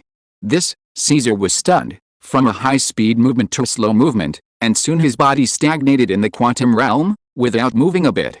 Caesar hurriedly touched the groove at his waist and took out the glass tube. The PIM particles in the tube were basically exhausted, leaving only about 1/3 of the remaining, which made Caesar's little face stiffen. "Tony, no, will it? The accident you mentioned really happened." Looking at the navigation hands and feet on the wrist of the left hand, a series of error codes flashed on the watch screen, and then the screen went off. Obviously, it was also faulty and could no longer be used. "This is really bad." The corner of Caesar's mouth twitched slightly, but he was not overly panicked. Since his rebirth, he has never encountered any big storms. This is just trapped in the quantum realm, and he will always find a way to go back. Try to fly on your own. Caesar was pleasantly surprised to discover that in the quantum realm, he still has superhuman powers and can fly freely, which can completely replace the power and energy for traveling through time and space. However, there is another problem that cannot be bypassed. The time-space navigation watch malfunctioned, which made it impossible for Caesar to confirm the intermediary point of the quantum field in the original time-space, and find the correct quantum vortex to shuttle out. This is like, there are trillions of tree holes in the quantum field, and there is only one, which connects the original time and space of Marvel New York in 2012, but now the coordinate navigation is gone. Caesar flew for several hours in the quantum realm, looking at the same colorful vortex. He suddenly understood the seriousness of the current situation. This is the quantum realm. It's time and space wandering, not the pure starry sky wandering before. It is very likely that he will never go back to the original time and space. And many more. Caesar suddenly remembered something, raised his eyebrows, and murmured, "In the future time and space of Steve and the others, I don't exist." Is it because of this reason? It's not that it's impossible to go back, but it's really impossible to go back. Caesar showed a helpless look, and looked at the many quantum field vortexes around him. The most urgent task now is to get out of the quantum field first. Can you just choose a vortex to go out by luck? Caesar was a little hesitant. There were too many uncertainties in time and space. If he randomly picked a vortex point to go out, the time and space that landed was likely to be the distant past of the Marvel Universe, or the distant future of the Marvel Universe. It is even possible to come to a parallel time and space that is not Marvel. Now, I don't seem to have a choice, Caesar smiled wryly. Given his current situation, he seemed to have no other choice but to hand over his fate to luck. If it drags on, he, who is of Kryptonian Superman bloodline, may starve to death in the quantum realm. Then it's you. Caesar glanced at it hastily, picked a quantum vortex that was pleasing to the eye, and without hesitation, the accelerated flight directly plunged into it. This is a luxurious classical Western-style building built in a bustling city. It was already 2 o'clock in the morning, and the inside and outside of the house were covered in darkness, with only a little moonlight shining through the windows into the hall. But at this time, the kitchen on the first floor was still dimly lit. A boy who was only about 6 or 7 years old noticed this. His thin body was still wearing pajamas. He held a long wooden stick with the size of his wrist in his hand. He raised it above his head with vigilance, and carefully rotated from the second floor. The stairs go down to the first floor. The boy went down to the kitchen on the first floor to check, and saw a middle-aged woman in a red dress, opening the old refrigerator in the kitchen, rummaging through things. He couldn't help being surprised. "Mom? It's so late. What are you doing?" "What?" The woman trembled slightly, and looked at the boy expressionlessly. The boy smiled in relief, put down the stick in his hand, walked forward, and said carelessly, "I thought it was a thief. Didn't scare you?" "My dear, I was just looking for something to eat." The woman supported the refrigerator with one hand, put her other hand on her waist, looked at the boy kindly, and persuaded, "Go to sleep." The smile on the boy's face disappeared, and he stopped at a distance of 3 meters, staring at the woman solemnly. This made the woman a little baffled, and continued, "What's the matter? Go to bed quickly." Seemingly feeling that her tone and behavior did not resemble the role of a mother, the woman squatted down slightly, looked at the boy intimately, and said as gently as possible, "I'll make you a cup of hot chocolate." "Who are you?" The boy narrowed his eyes, confirmed his guess even more, and stepped forward in a questioning manner. "What did you do to my mother?" The woman didn't know where she was exposed. She looked at the boy in surprise, and then felt an invisible sense of oppression rolling over her. Even though he was only a boy under the age of 7, there was a powerful force in his body. He was obviously angry.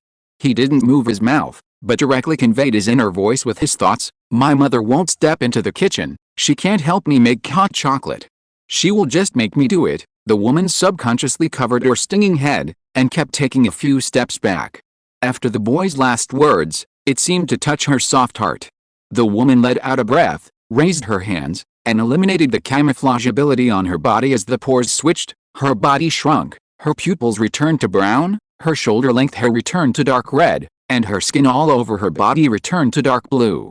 It seemed that she was only a girl of about 6 years old. Looking at the girl who was different from ordinary people, the boy was surprised at first, then excited, and finally laughed, and said in a low voice, "I have never believed that I am the only and unique person in the world." The blue-skinned girl looked at the boy in surprise. The boy smiled, reached forward and introduced himself. "My name is Charles Xavier." "My name is Ruin." The girl hesitated for a moment, but still held Charles' hand. "Are you hungry? Eat whatever you want in the kitchen." Charles took Raven's hand and said with a smile, "My house has a lot of delicious food. You don't have to go hungry tonight." "No, in fact, you don't have to go hungry again." Ruin felt a warmth for the first time, and couldn't help but smile curiously at this time. A small meteor fell from the sky, pierced the night sky, and finally hit the courtyard of the luxurious manor at high speed. Boom! The splashed mud hit the window. Charles and Ruin in the kitchen on the first floor were obviously taken aback. They looked at each other. Charles mustered up his courage and took the lead to open the door to the yard. It can be seen that in the courtyard covered with lawn and green plants, a circular deep hole was smashed out in the middle. Grass and soil were scattered everywhere, and the heat in the circular hole was still evaporating. Under the shut gazes of Charles and Raven, first a small hand protruded from the hole, then a head, and soon a blond boy in his early 5s crawled out of the hole. A pothole was smashed into the ground, but the blond boy stood up again without incident, wiped off the dust on the damaged protective clothing, and asked bluntly to Charles and the two next to him, "Hey, kid, where's this place? I mean the year, and the detailed location." Charles smiled brightly and replied, "October 1944, 10, Westchester, New York." There is another person who is different from ordinary people. The Avatar trumpet is placed on the X-Men training level, and the large one is about to return. Chapter 462 Kyle returns. New York, 2013. Half a year has passed since the end of the world-horrifying New York War. The central city, which was reduced to the ruins of the Doomsday, has been completely restored at this time, and it has a new look and looks more prosperous. A series of ultra-modern buildings with extraterrestrial features rise from the ruins, towering majestically into the clouds, glistening and reflecting in the sun like interstellar coordinates. The Great War in New York is not just a contest of alien wars. The meaning of just deciding the outcome is also a watershed between the old era and the new era. That is to say, the century when the Earth and aliens are connected is officially coming. After the cruel baptism of this war, human beings are finally forced to accept that they are not the only intelligent creatures in the starry sky, and the Earth is not the only light of civilization in the universe. They are not alone. While alien forces have brought deadly threats to human beings, they have also exposed the Avengers, a superhero force that has been hiding in New York, to the public. Captain America Steve Rogers, the benchmark soldier of World War II and current agent of S.H.I.E.L.D., Natasha Romanoff, former Soviet Red Room agent and former deputy director of S.H.I.E.L.D., Hawkeye Clinton, the current agent of S.H.I.E.L.D. Barton, Falcon Sam Wilson, a former U.S. Secret Air Force agent, Hulk Bruce Banner, a former doctoral professor at a university and a frontier gamma-ray researcher, and Eddie Brock, a black devil who is currently a news officer of the Unnatural Office. In Norse mythology, Thor, the god of thunder who went to heaven and earth, the colonel of the U.S. military, James Lord, the war machine of Iron Man's friend, and so on. The brilliant performance of these superheroes in defeating the alien army during the New York War also gave the humans on Earth a certain amount of confidence, so that they did not cause social panic. Especially Caesar, the supernova hero of the Carl family and the son of the symbol of peace, who was only less than 5 years old, but stopped the falling helicopter carrier by himself. On the outskirts of New York, Caesar resisted the helicopter carrier with his hands and shoulders. A video of this miraculous act was captured by eyewitnesses, and it was reposted and viewed crazily over hundreds of millions of times on the internet, and was praised and sought after by the general public. Caesar, it is also known as the follow-up strongest force to defend the Earth in the new era. Superman Caesar, the strongest hero after Kyle, the symbol of peace, deserves it. The only pity is that since the end of the Great War in New York, Loki, the evil god who started the battle, fled the Earth with a Rubik's Cube at the same time, Superman Caesar also disappeared from New York inexplicably. Fortunately, since the Great War in New York, in the past 6 months, the world has returned to peace present.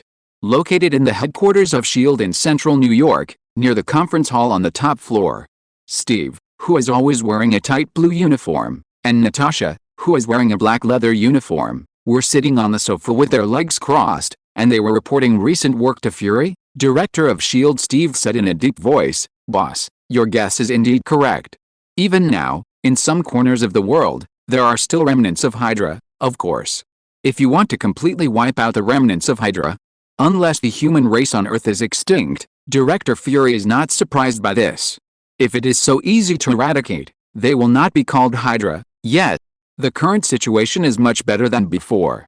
You don't have to be wary of Hydra bastards every day," Natasha smiled and said coldly, "but taking advantage of the aftermath of the New York War, they can't help but come out and make waves." Steve spread his hands and seconded, "Me, Natasha, Barton, and Sam, the 4 of us have been running back and forth all over the world for quite a while." Director Fury pondered for a moment, and said lightly, "Hiding in the dark and making small moves, this is definitely not what they want to see." "You mean, the remnants of Hydra still have a backhand, and there may be big moves in the future?" Steve and Natasha looked at each other, and both of them looked a little more wary, but after fighting the alien forces, they no longer regarded the remnants of Hydra as their #1 enemy.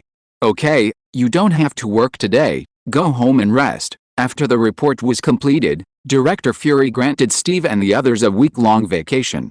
"Want to have a drink tonight?" Steve looked at Natasha, and Natasha smiled charmingly. "No problem." While the 3 people in the meeting hall were still talking, the glass of boiled water on the table suddenly trembled slightly, and the water rippled in circles.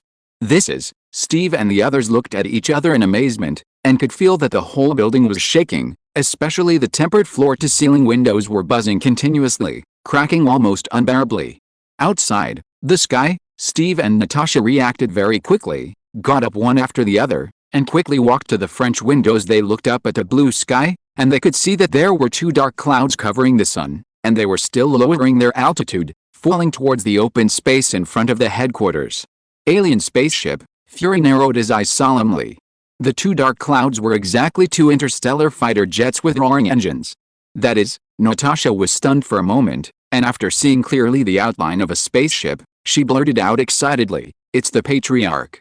It's the Patriarch starfighter." They're back, S.H.I.E.L.D. headquarters building, in front of the door. The Dusty Eagle fighter planes and orange fighter planes slowly landed on the open space. Thanks to the square being spacious enough and isolated from the bustling city outside, otherwise, I really don't know what kind of sensation it would cause. Director Fury walked in the front, Steve and Natasha followed closely behind, and there were more than a dozen high-level S.H.I.E.L.D. open. The very eye-catching silver-haired and golden-eyed young man, wearing a simple casual suit, tall, handsome and young, wearing a pair of sunglasses, just walked down from the deck in this way. as if he had traveled somewhere, just came back. Next to the silver-haired young man, there was a beautiful and lovely blonde girl like an angel, holding his arm intimately with both hands. With a trembling voice, Natasha took a step forward and called, "Master, how are you doing all these years?" Looking at Fury and others who came out to greet them, Kyle, who had just returned from the Galactic Alliance, couldn't help showing a faint smile, and the feeling of returning home was not bad. Steve stepped forward quickly, clenched his fist, and lightly thumped Kyle's chest, saying with emotion, "Kyle, you're back. I can't steal your limelight on Earth for a long time, can I?" Kyle made a joke, raised his chin back, and said, "It's not just me who came back, but also old acquaintances." Old acquaintance. Steve looked behind Kyle in surprise, and it could be seen that several people had fallen from the Eagle fighter. One of them is wearing glasses, a sexy beard on his chin, and also wearing casual clothes. If it's not Tony Stark, who is it? But at this moment, Tony was still supporting a gray-haired old man. Steve shuddered and couldn't speak anymore. Chapter 463 Reunion after half a century. Looking at Steve, who was in a daze, the old man slapped the hand that Tony was holding onto, walked over cheerfully, and teased himself, "Captain, you and Kyle are still the same, young and handsome, only I am old. I'm so old that you don't even recognize me. Why can't I recognize you?" "How can I?" With an excited expression, Steve opened his hands and hugged the old man's thin body. "Mr. Howard, long time no see." "Yeah, long time no see. You still use the battle suit and shield I made?" Howard sighed. His eyes fell on the 5-star round shield behind Steve. The same thing that has not changed over the years and has witnessed history's the sound-absorbing round shield with silver 5 stars on it. Howard, Logan, and Lucy, the three of them have been back and forth for nearly half a century, which is half a lifetime compared to ordinary humans. Someone from the Eagle fighter jet came down from the back cabin. It was a tough and thin man with a long hair, and a little white bear was sitting on his shoulder. He walked to the side behind Kyle and stopped, nodded to Fury and Natasha, and said hello in a deep voice. "Fury, Natasha, stay safe." Logan, when Fury saw the wolf-like man with inch hair, his eyes lit up. Kyle and Logan stood together, which reminded him vaguely of the battle scene during World War II. "Chief Instructor, you are back." Seeing the return of old friends and friends, Natasha smiled even more, and her heart couldn't be overwhelmed. She still remembers that when she first joined the Carl family, she and Logan served as the family's instructors and trained a group of elite members for the Carl family. "You still remember the others, but you completely forgot about me." The blonde girl holding Kyle's arm puffed up her cheeks angrily, wrinkled her nose in dissatisfaction, and didn't show any face to Director Fury, and glared at them with beautiful jewel-like eyes. Natasha looked at the blonde girl again. She felt familiar from just now, and now she heard that familiar and pleasant voice. She was a little surprised and said, "You are my mother, Miss Lucy." "Oh, Lucy," snorted softly, showing her girlish attitude. "It's really Miss Lucy. We haven't seen each other for 5 or 60 years, right?" There was a wry smile on Fury's dark and serious face. Because Howard had aged a lot with the years, even Logan was about 10 years older than he was then. Only Lucy seemed to grow up against Kyle, and the years did not leave any traces on her appearance and body, so I didn't recognize her directly before. The last meeting of all of them was just after World War II, and when Kyle left the Earth. It is now 2013, and 70 years seem to have passed in the blink of an eye. Kyle was full of emotion in his heart. After the century, many lovers and old friends are still there. This may be the most fortunate thing. Otherwise, even if the starry sky is invincible, no one to share, no one to guard, it is empty talk full of loneliness and sorrow. "It's my home planet, guys." Along with the Eagle fighter, the starfighter descended on the open space of the square, and the rear tail deck was also opened. Star-Lord Quill walked ahead, bringing Yondu, Brown Bear Rocket, Alien Green Peak, Mantis Girl, and Drax the Destroyer, and a group of people came to the Shield Plaza in a mighty manner. They are different from ordinary people no matter in appearance or dress, which has attracted many Shield agents to cast vigilant eyes. So, it's a large gathering of seniors. Quill stared blankly at Kyle and his group, most of whom were familiar faces he had seen in newspapers when he was a child, and he was speechless.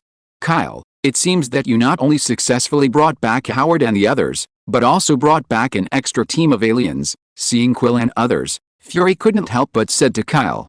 Before Kyle responded, Quill yelled in dissatisfaction, I'm not an alien, I'm a native Earth human. Brown Bear Rocket covered his mouth and mumbled in a low voice, "It's not so much human beings on Earth as it is a man made from a ball." Shaggy-faced bear, what are you talking about? Quill obviously heard it, and immediately got angry, and glared excitedly at the rocket. It's fine to play wild on my spaceship, but now it's on my territory. Rocket stared back, unconvinced. There's a fight going on. Should we use a knife or a gun? Come on, who is afraid of whom? Quill rolled up his sleeves. If it wasn't for the destroyer to block between the two, I'm afraid they would really fight the rocket. Under the watchful eyes of the crowd, Quill and the rockets were still staring at each other, and neither of them accepted the other. Although they are aliens, they are all a bunch of idiots, and they pose no threat to Earth, or even New York. Kyle patted Fury on the shoulder and explained, for some reason, they want to avoid the limelight on Earth first, and they will leave after a while. Okay. Since I have your guarantee, I will arrange everything. Fury stared at Kyle, and asked again, I'm going back to Earth this time, won't I run out again? Upon hearing this, Steve and Natasha looked at Kyle together, waiting for his reply. Kyle pondered for a while, held Luzai's soft hand, and replied, not for now. Now that Thanos has taken action so early, he can't continue to sit still. He must be ready for a full-scale battle at home on Earth. That's good, Fury said repeatedly. Both Steve and Natasha also heaved a sigh of relief, and the haze that had been lingering between their brows finally disappeared. The return of peace symbol Kyle, Iron Man Tony, and Logan undoubtedly gave them a booster, so they don't have to worry about whether they can stop the next wave of alien legions every day. Kyle seems to be the incarnation of the symbol of peace. As long as he's on the Earth, there will be no problems. Not only the general public believes this, but even the superheroes of the Avengers agree with this very firmly. It's not just Kyle's extraordinary strength and ability, but because he has created too many miracles. The charisma of his personality alone has made people admire him almost to the point of belief. Fury suggested, Kyle, it's not easy to talk outside. Let's sit upstairs and shield. A lot has happened recently, and I need to have a good discussion with you. No, another day. Kyle refused straight away, saying, I just came back today. I'll take Luzai and the others back to the Carl family first, and I will deal with some things after a few days. Not just a few things, there are actually too many things, and he needs to solve them step by step. Kyle simply didn't care so much, returned to the Earth after a long absence, and went home first to have a good rest. After all, heroes also need to rest. But then again, what about the Devil Caesar? Since Kyle returned to Earth, up to now, he has not sensed the existence of Superman clone. Even in the Galactic Alliance before Kyle's body and Caesar's avatar, there was a vague sense of connection, but this sense of connection was completely severed half a year ago. Chapter 464 The Bizarre Events in the Battle of New York. Star-Lord Quill and his party were handed over to Fury to arrange temporary accommodation and identity issues. Tony took his father back to the villa of Stark Industries, and Kyle returned to the Carl family in New York with Lucy, Logan and others. Branch, that is, the headquarters building of the unnatural firm. The matters inside and outside the Earth have come to an end, and now they also choose to go back to their respective homes first. Kyle and the others did not intend to block the return message. They all sat in vehicles provided by S.H.I.E.L.D. agents and formed a convoy, leaving the S.H.I.E.L.D. headquarters square respectively. Fury, director of S.H.I.E.L.D., is even more eager to use the return of Kyle and Tony as a grand peace propaganda, so as to eliminate the shadow and worries of the public about the New York war then. It was almost half an hour after Kyle and his team returned to Earth. Under the multimedia publicity of the current information explosion, almost all people in New York knew about the return of Kyle, the symbol of peace, and the super popular hero Iron Man. Then, the whole city became a sensation. This day, none of the companies that settled in New York had ever been linked together. After learning of Kyle's return, the entire company unanimously announced a temporary holiday today in order to celebrate the return of the symbol of peace. New York Central Broadcasting and the advertising media in various streets uniformly played the commemorative song of the Roaring Commandos. The passionate tunes and notes flowed in every corner of the streets of New York. The peace symbol statues standing with swords in the streets seemed to be the imposing manner of being alive is overwhelming. In such a happy atmosphere like a major festival, people ranging from 80-year-olds to 8-year-olds, wearing Kyle-related devil card t-shirts, took to the streets in a mighty way, running to tell each other their joy cheer. Welcome home peace symbol, Perhaps even S.H.I.E.L.D. has far underestimated Kyle's influence and the meaning of his existence. The continuous accumulation and deification of personality charm has made Kyle out of the framework of a superhero long ago. He is more like a patron saint who will never go out of date over height. The lively atmosphere of the streets in the center of New York is no less than Christmas. Media personnel from all over the country flew to New York on the same day and blocked the entrance of the Unnatural office, hoping to get even a chance to interview Kyle himself. Opportunity. Yutong had already made preparations and announced in advance that the Unnatural office would be closed for 3 days, and people other than the Carl family were prohibited from entering the building, and also sent the only news director in the Unnatural firm, that is, the Black Devil Eddie, to deal with the major media on behalf of the Unnatural firm.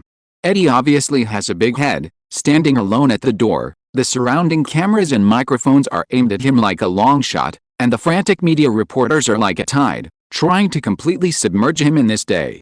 For the first time, Eddie, who is a media professional, feels disgusted with media reporters. Unnatural office building, meeting room on the top floor. Yutong in a long black dress, and Luzai in a white dress. Both of them have beautiful and exquisite appearances, and the styles of the East and the West are very different.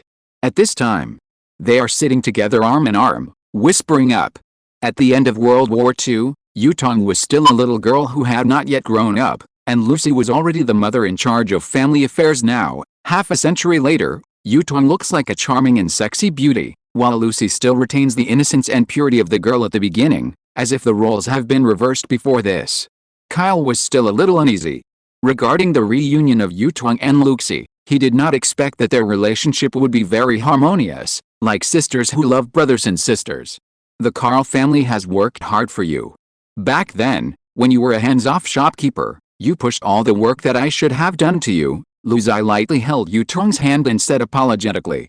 I don't feel tired. Yutong smiled lightly, her lips parted, and said, if I didn't have the work of the Carl family, I'm afraid I would have followed you on the road and went out to find the boss. Yes. But no matter what, our family is finally reunited, Lucy said happily. Kyle nodded slightly, looking at Lucy, Yutong, and Logan sitting in the hall. Isn't this the scale when the Carl family was established? Not one more person, not one less. Everything is just right, only 70 years behind. Everything has finally returned to its original state. Kyle sighed softly. By the way, boss, Yutong seemed to remember something. Her beautiful eyes looked at Kyle, her beautiful face was slightly dignified, and she said, I must tell you about Caesar and the last battle in New York. Okay, let's hear it, Kyle agreed straight away. He had just returned to Earth, and many people, including Fury and Steve, had already mentioned the New York War. He also wants to know what will happen to the current version of the New York War in the Marvel world after being influenced by him. For the next 10 minutes, Yutong narrates the entire process from the evil god Loki descending to New York City to take away the Rubik's Cube, using the psychic scepter to control Hawkeye, and finally the Avengers defeating the alien army, and Loki fleeing the Earth with a cosmic Rubik's Cube. After that battle, many strange things happened. When Yutong said this, his eyes flickered with a faint silver light. Obviously, he has not yet figured out the series of events that accompanied the New York War. Oh, what's weird? Kyle was slightly curious, which also aroused the curiosity of Lucy and Logan. Yutong solemnly said, when members of the Avengers and S.H.I.E.L.D. brought Loki and Cosmic Rubik's Cube to the lobby on the first floor, they were handing over and transferring. There was a sudden riot in the lobby on the first floor. The unknown man of the Secret Service took advantage of the chaos to take away the Rubik's Cube, causing the Rubik's Cube to fall at Loki's feet.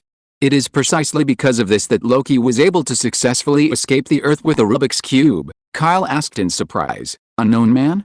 There are still surveillance records in the S.H.I.E.L.D. headquarters. Haven't you found him yet? You know, that was the S.H.I.E.L.D. building, and at that time, there were many Avengers members on the field. Committing crimes under the eyes of the heroes? Yutong shook his head and said, no, the man disappeared mysteriously after he escaped from the headquarters. Not to mention S.H.I.E.L.D., even our Carl family couldn't find it. What else? Kyle was aroused. Yutong continued. The second strange thing.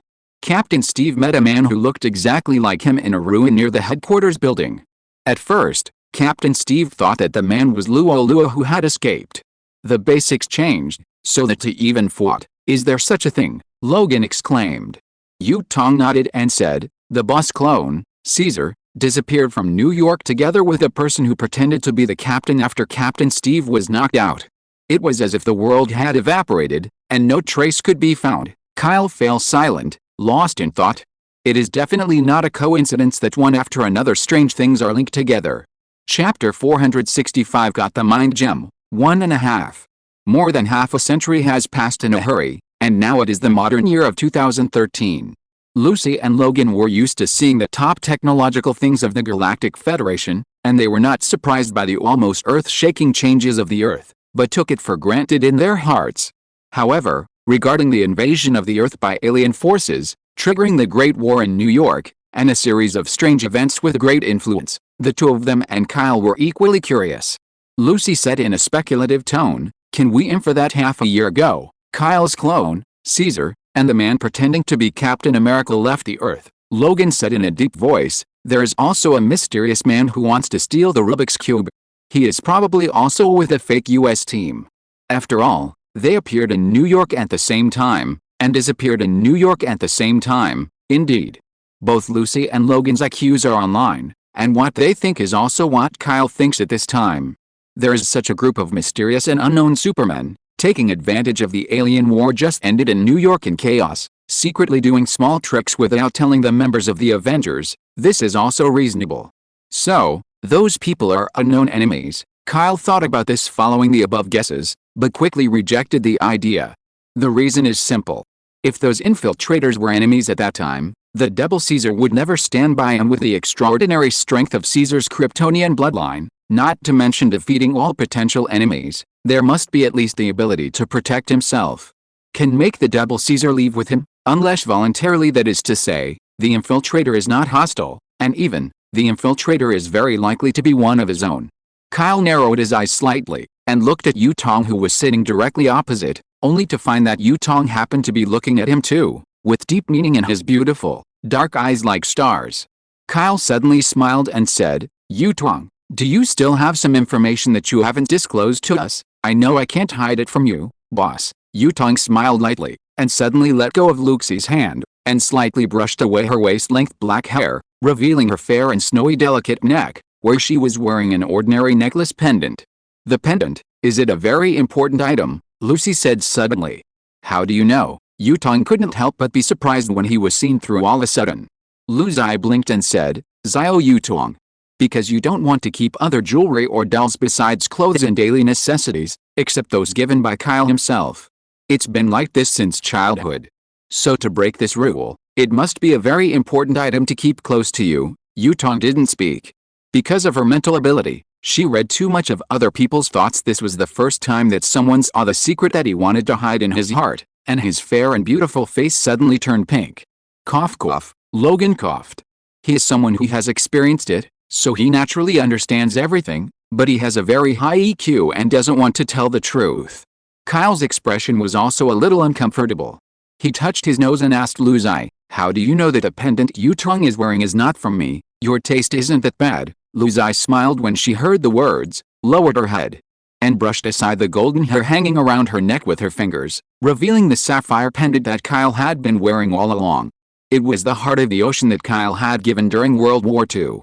Envious eyes flashed in Yutong's eyes, and then she took off the ordinary pendant on her neck, and gently unscrewed the hidden compartment of the pendant, revealing the items embedded in the pendant. It was an orange-yellow gemstone, only the size of a fingernail, but it glowed with a crystal-clear luster, filled with a mysterious and magical aura, and one couldn't help but want to study it in depth. "That's Luoxiu," and Lucy opened their eyes wide in surprise, feeling familiar.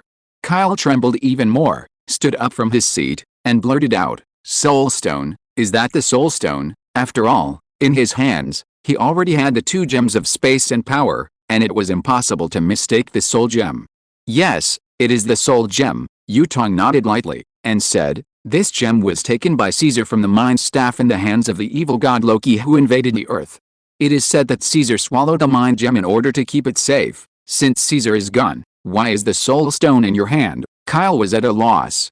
Yutong solemnly said, "On the night when Caesar disappeared, after I left the unnatural office, a mysterious man rode lightning, entered the room through the French windows on the top floor of the office building, and put this gem in my office.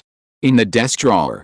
That's the third weird thing I want to talk about. Soul Gem. Someone delivered it to your door?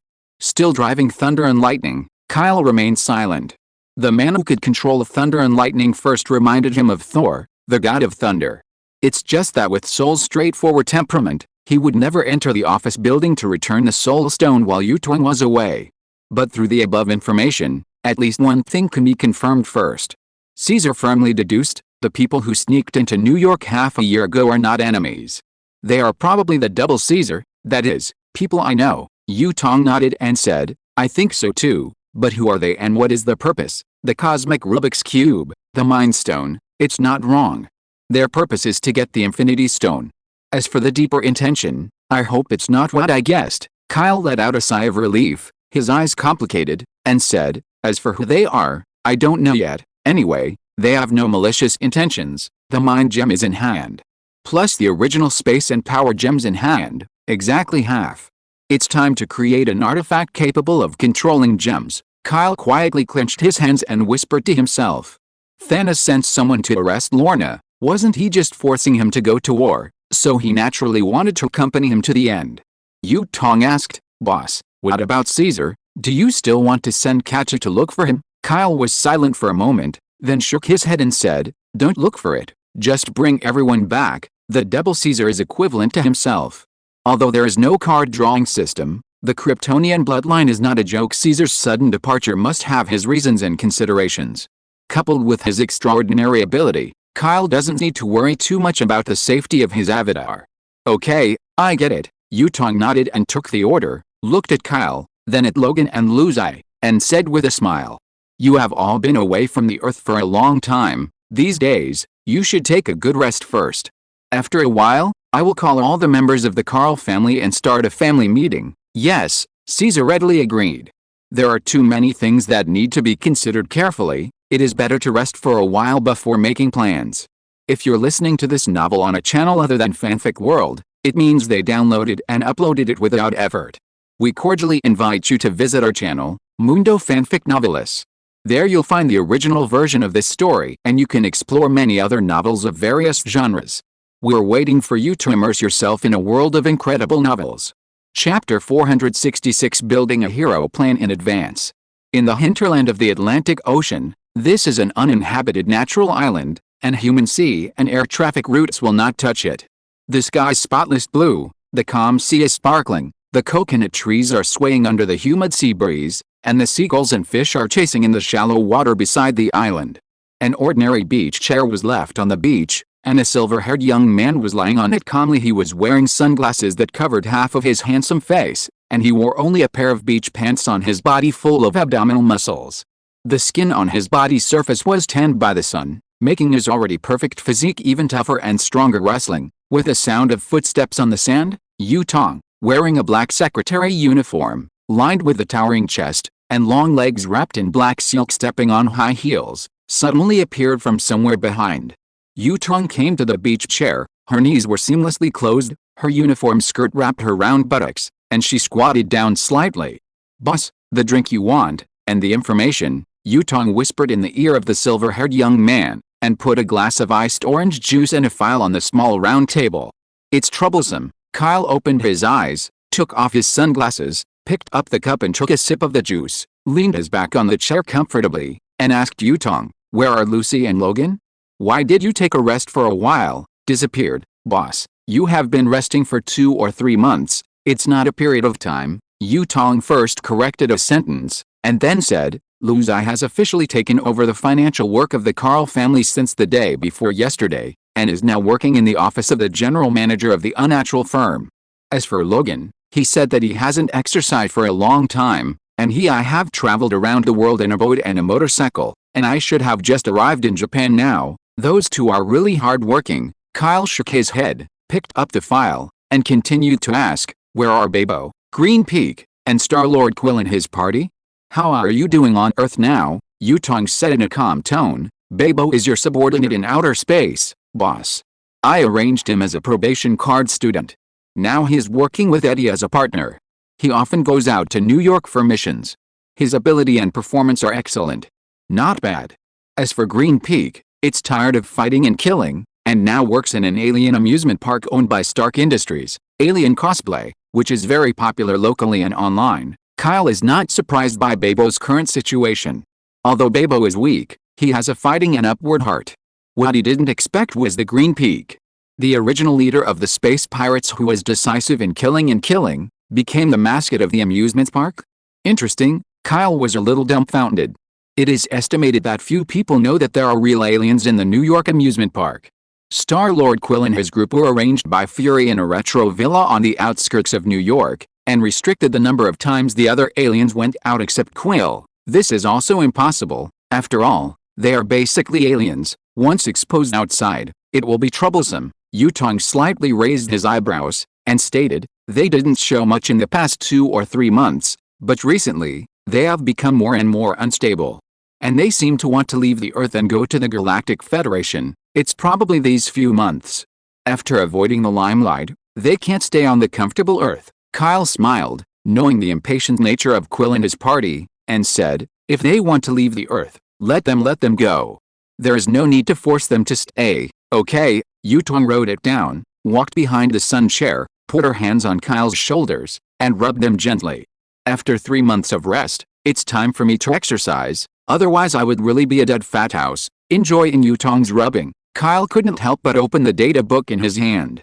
The contents inside were the information of several people. Scott Lang, sex, male, age, 31 years old, occupation, former system engineer, now prison inmate, status quo, a former master of electrical engineering, an engineer with a monthly salary of over $10,000, was imprisoned for robbery half a year ago, divorced his wife, and has a daughter, Kathy Lang, who is less than 1 year old. Peter Parker, sex, male, age, 14 years old, occupation, student, status, parents dead, living with his legal guardian, Aunt May Parker, studying in New York, junior high school, about to graduate this year and enter high school, no bad habits, just talk too much. Stephen Strange, sex, male, age, 36 years old, occupation, neurosurgeon, status, well-known neurosurgeon in New York, MD of Columbia University, proud, materialistic, diamond single man,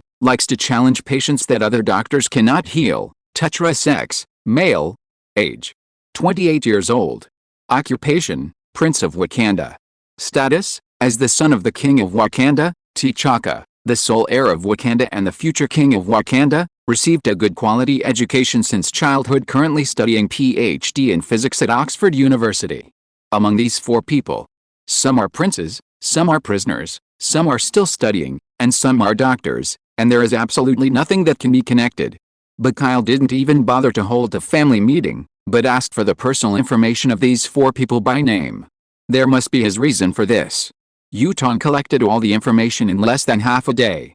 Looking at Kyle's meaningful reading of the archives, Yutong showed a surprised expression, and couldn't help but said, boss, among the 4, except for the special Prince T'Challa of Wakanda, how can the other 3 be enough to attract your attention? Kyle smiled faintly, put down the archives, and said firmly, they are special individuals, no one in a million. Among them, they may still be ordinary people. It's just that the opportunity has not yet come. Sooner or later, the corresponding extraordinary fate will befall them. Yutong blinked, half understanding, and said, so, we have to wait until the so-called fate comes, until they are no longer ordinary people. Wait, I've never been your boss, my style. Kyle shook his head slightly, narrowed his eyes and said, there is no time to wait for them anymore. Since the opportunity has not come, let me create it. Then how do we do it? Yutong asked. This one. Kyle pulled out Peter Parker's personal file, handed it to Yutong, and ordered, send it to Tony, and tell him that he will definitely be interested in this boy, and let him think about it. Understood. Yutong took over Peter's personal file. As for the others, Kyle looked at the information of the other 3 people in his hand, and sighed lightly. Let us do it. Create a hero plan. Start. Chapter 467. Doctor Strange. Strange is a neurosurgeon who saves lives. Yes, saving lives and helping the wounded, even he himself thinks so. Even though he was only in his 30s and his career as a doctor had only been 10 years, Strange could confidently say that if he was only the second in New York in terms of neurosurgery skills, no surgeon would dare to claim the number 1 in New York. Strange is undoubtedly a superior and conceited genius. Within 10 years, he was not only famous in the medical field for his neurosurgery techniques, but also got a lot of shares in the surgical hospital where he worked, becoming a young and wealthy surgeon and shareholders. Now Strange no longer cares about the amount of medical expenses, but only cares about whether the next seriously ill patient he handles has a surgical intractable disease that other doctors cannot solve, and then he will challenge the patient by relying on his extraordinary neurotherapy technology suffer from. This morning, Strange drove one of his favorite cars, the Chevrolet A8, across the main road with traffic, to the private surgical hospital in the center of New York, to prepare for the surgeon's daily work. But as soon as he arrived at the main entrance of the surgical hospital, Strange unexpectedly discovered that the entrance of the hospital was crowded with media personnel, so many local policemen rushed over to maintain order with the hospital's guards and block those who wanted to enter. Media reporters in hospital building. Except for the patients living in the hospital, their relatives, and the hospital nurses, no one else is allowed to enter the hospital building. The captain of the guard wiped the sweat from his face and held a loudspeaker in his hand, yelling at the crowd warn. A group of media personnel were taken aback for a moment, and then shouted even harder, "I'm a patient. Let me go to the emergency room, I'm sick." "I'm sick too," Strange got in from the boiling crowd. The guard captain recognized him, and hurriedly pulled Strange out of the crowd. "Captain Phillip, what's going on with these media?" Strange asked in confusion. "Dr. Strange, you'll know as soon as you go in." The captain of the guard gave Strange a wry smile, and then continued to try hard to resist the media reporters, so as not to interfere with the recuperating patients when they were emotional. Strange could only enter the hospital building full of doubts, and then came to the reception hall on the first floor. His female colleague, Dr. Christine Palmer, stepped forward quickly, pulling his arm. He walked towards the elevator. "Come with me, the dean and chairman are waiting for you." Strange ran after him, and couldn't help asking, "Dr. Christine, what happened in the hospital? It can't be a serious doctor-patient, right? It's not like you are in such a hurry. Our hospital has been acquired." "Can you not be in a hurry?" Christine said angrily. "What did you say?" Strange was stunned. Inside the employee-only elevator going up to the high-level conference hall. Strange's face was tense. He thought calmly, and muttered, "That's not right. Even if the hospital is acquired, according to the agreement, a general meeting of shareholders should be held first, and votes will be made step by step. After all, this is a major event." Christine shrugged and said, "Because of the identity of the acquirer and the price given, the major shareholder has no reason to refuse." So he agreed on his own initiative. Now the other party, as well as the dean and shareholders, the contract is being signed in the meeting room. "The dean asked me to wait for you downstairs, and when you arrive, I will take you directly to the meeting hall." How can I put it this way? Our hospital can be ranked among the top 3 in New York City, and it is the only private surgical hospital. It's so sloppy. What is the origin of the other party? No matter how calmly Strange thought about it, he couldn't think of it. A complete answer. "Just now I said I wasn't calm enough. You'll know when you get to the conference hall." Christine kept a secret, and said softly, "If I had to describe it, the other party is the ceiling." Ceiling? What adjective is this? Strange's own genius arrogance made him have the idea of competing with the opponent. When Christine rushed to the corridor of the meeting room with Strange, the door of the meeting hall suddenly opened. The old director of the hospital was at the forefront, and there were more than a dozen shareholders and directors, all of them bent over attentively. The stars walked out around a man and a woman like the moon. "Christine, the person you are talking about, could it be?" Strange stopped in a daze and opened his mouth wide. Even without the crowd surrounding him, the man and the woman were equally eye-catching. The man was young and handsome, while the woman was elegant and stunning. When the two walked together, no one could take their eyes off. Kyle Carl, the symbol of peace, and Hitomi Carl, chairman of the Unnatural Agency. Isn't this the ceiling? The ceiling that represents all industries, achievements, money, and rights, etc. The director of the hospital obviously saw Strange, stepped forward quickly, pulled him and said in a low voice, "Strange, you came too late. The contract has already been signed, and you can make another signature later." Gone. Before Strange could respond, the old dean pulled Strange, turned to Kyle and Yutong, and introduced, "Mr. Kyle, Miss Yutong, this is the most outstanding neurosurgeon in our hospital, Stephen Strange, also one of the shareholders of the hospital." "Oh," Kyle smiled faintly. He was wearing a short-sleeved t-shirt on his upper body and cropped slacks on his lower body. He had a tall, strong and perfect physique, and a gentle and calm domineering temperament, which made the shareholders with beer bellies consciously keep a certain distance. To know Kyle, the symbol of peace, was a demon killer in World War II, and his current status is even more outrageous. No matter how easygoing he is, no one dares to really be easygoing with him. What everyone on the field didn't expect was that Kyle suddenly stepped forward and stretched out his left hand to Strange. Dr. Strange, right. Hello. Not only the others were stunned, but Strange was also stunned. Fortunately, Christine pushed him, and Strange stretched out his hands flattered and held Kyle together. In the face of the living legends of New York, all geniuses and pretensions vanished. Because the other party is the most extreme genius. Strange, you are a surgeon. Kyle looked at Strange peacefully, and didn't let go immediately, but asked softly, then do you believe in ghosts, magic, or the theory of souls? Strange didn't expect that the peace symbol would take the initiative to shake hands, let alone that he would suddenly ask such a question. Strange couldn't help being silent for a moment, and finally strengthened his inner thoughts, took a deep breath, shook his head and said, I am a materialist, I only believe in science and knowledge. How can the so-called magic and the theory of the soul save those who are seriously ill, sick people? Strange, the old dean was anxious, for fear that Strange would accidentally contradict Kyle.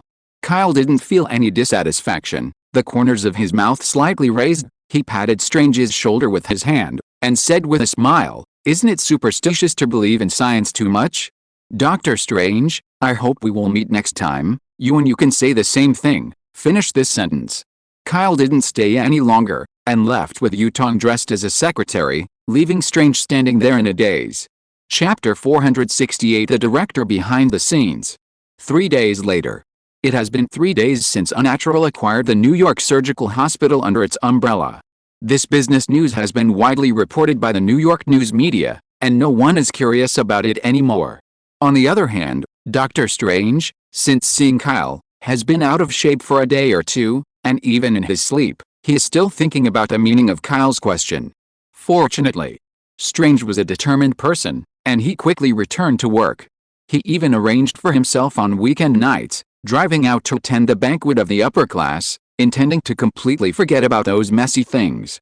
Sunday, 7 o'clock in the evening this side Strange just drove his Lamborghini, left the luxury rental room of the 5-star hotel, and went to the banquet location in Manhattan. The other side Kyle, who was vacationing on an island in the sunny Atlantic Ocean, received a message from Yutong. Boss, he has already driven to the banquet location we arranged. Very good. Taking off the sunglasses he was wearing, Kyle got up from the sun chair, straightened his back and stretched, and his bones suddenly crackled. Yutong, who was always dressed as a secretary, stepped forward and put a casual lining on his bare upper body.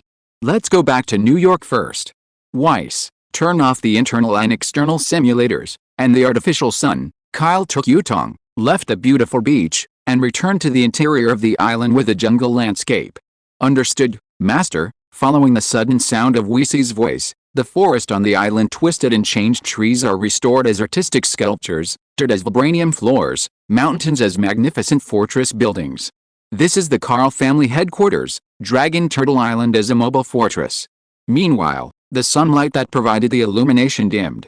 However, the artificial sun in the sky was extinguished, and a huge helicopter carrier was revealed above the dark clouds, casting a large shadow that just covered the Dragon Turtle Island at the bottom. Kyle and Yutong entered the fortress base, and after passing through a fixed portal, they returned to the basement of the Unnatural office building the next moment. Boss, what are we going to do now? Yutong looked at Kyle suspiciously, and didn't know why the boss cared so much about a general surgeon, and made careful arrangements and plans. Kyle looked at the rows of rows in the basement, like the parking lot of the luxury car exhibition site, and pondered, well, pick a car first, and wait for Strange to drive back on the way back. Kyle thought for a while and asked, are you ready for the banquet and his colleagues? According to your request, the upper-level banquet was held by a Carter, and many high-ranking people were invited. It can be regarded as a fake show. There are also medical application forms for patients with severe neurological damage. I have collected a few copies. As long as I pass the internal system of the surgical hospital, urgently send it to Strange's colleagues, and the colleagues will call him immediately. With a smile on her face, Yutong added, There is no trace of deliberate artificiality. Everything is natural and real. Then what are you waiting for? Let's go. Kyle snapped his fingers, picked up a silver Ferrari sports car, and came to the driver's seat, followed by Yutong, and sat in the passenger seat. At around 10 o'clock in the evening, on the highway along the lake and winding mountains, two beams of lights were shining brightly. The engine was running hard and roaring. A white Lamborghini was driving at high speed on the road. It was Dr. Strange, who was returning home after attending the banquet. Nobody noticed. Kyle and Yutong were standing on the mountain peaks surrounded by the expressway. They looked down, as if they were looking at Strange in the driver's seat through the body of the Lamborghini. Yutong's black hair fluttered slightly in the evening wind, looked at the Lamborghini below, and said softly, "Even if he is not at work, he is very principled in his work, and he only drank a little wine at the banquet. It doesn't affect driving, and it doesn't meet the standard of being suspected of drinking and driving. The protagonist is in place, so the actors are invited to enter." Kyle smiled lightly, and said in a deep voice, "Weiss, it's your turn to play." Okay. Not long after Weiss responded, on the highway along the lake below, the Lamborghini driven by Strange was suddenly overtaken by a silver Ferrari behind him, hanging tightly behind the Lamborghini at a distance of about 20 meters. "Yutong, it's your turn." Kyle turned his gaze to Yutong beside him. Yutong directly took out his mobile phone, dialed, gave some instructions to the phone, and then nodded slightly to Kyle. "The arrangement has been made, okay. Next, a good show will be staged." Kyle clasped his hands together, raised the corners of his mouth, and looked down at the two sports cars, one behind the other on the highway. In the driver's seat of a Lamborghini supercar, Strange hadn't noticed the deep malice against him yet. He kept driving at his own speed, seeing the Ferrari in the rearview mirror had no intention of overtaking, and he didn't pay too much attention to it. At this moment, the mobile phone connected to the built-in system of the sports car suddenly rang. Strange glanced at the screen on the right, saw that the caller was a colleague and assistant, and suddenly realized that today was Sunday night, and he had to make work arrangements for tomorrow's surgery. Although he knew that it was inconvenient to make a phone call while driving, with Strange's arrogance, he still got a call from his colleague while driving the sports car. "Mark, is there a new application for the treatment of a seriously ill patient in the hospital?" "Yes, there are 3. I will let you choose first. Send me the information directly. I'm driving. Also, let's talk about the general condition of each of their patients. I'll state it first. I won't accept the ones that are not difficult, okay? One has a brain tumor. That's what other doctors can do." Next, Strange and Mark chatted happily. When they talked about a seriously ill patient who was interested, Strange also freed up one hand to slide the built-in touchscreen in the car to see the patient's X-ray film. Undoubtedly, Weiss perfectly controlled the gap, and controlled the Ferrari to accelerate forward suddenly, like a wild horse, first caught up with Strange's Lamborghini, and then separated a little. The two cars were in high speed like this, the rears of each other collided fiercely. Strange only felt that the rear of the car was hit, the body shook violently, and then the whole car flipped out 360 degrees, crashing through the high-speed fence along the lake, and the front of the car fell into the dark shallow lake below. Complete shock and coma. The silver Ferrari was only damaged at the rear and did not intend to stop. It accelerated and disappeared at the end of the bend at Pancheon Expressway. On the top of the highway, the sacred silver light in Yutong's eyes flickered, and her long black hair fluttered without wind. Her body was suspended in midair, and her hands were still open to control the object. After everything is done, Yutong just landed on both feet, the silver light in her beautiful eyes faded, and her beautiful face was indifferent. "Boss, it succeeded. According to your request, I properly protected his vulnerable parts, but his hands, basically it has been declared useless, and no amount of clever neurosurgery technology can heal it," Weiss also reported. "Master, I have modified the camera records of this section of the road. I will scrap the car. Everyone will only think that this is an ordinary car accident. All well done." Kyle looked at the Lamborghini stranded in the lake, waved his hands and said, "The show is over. Call it a day. Go home." After half an hour, search helicopters and hospital ambulances were long overdue, and Strange was rescued at the scene of the car accident.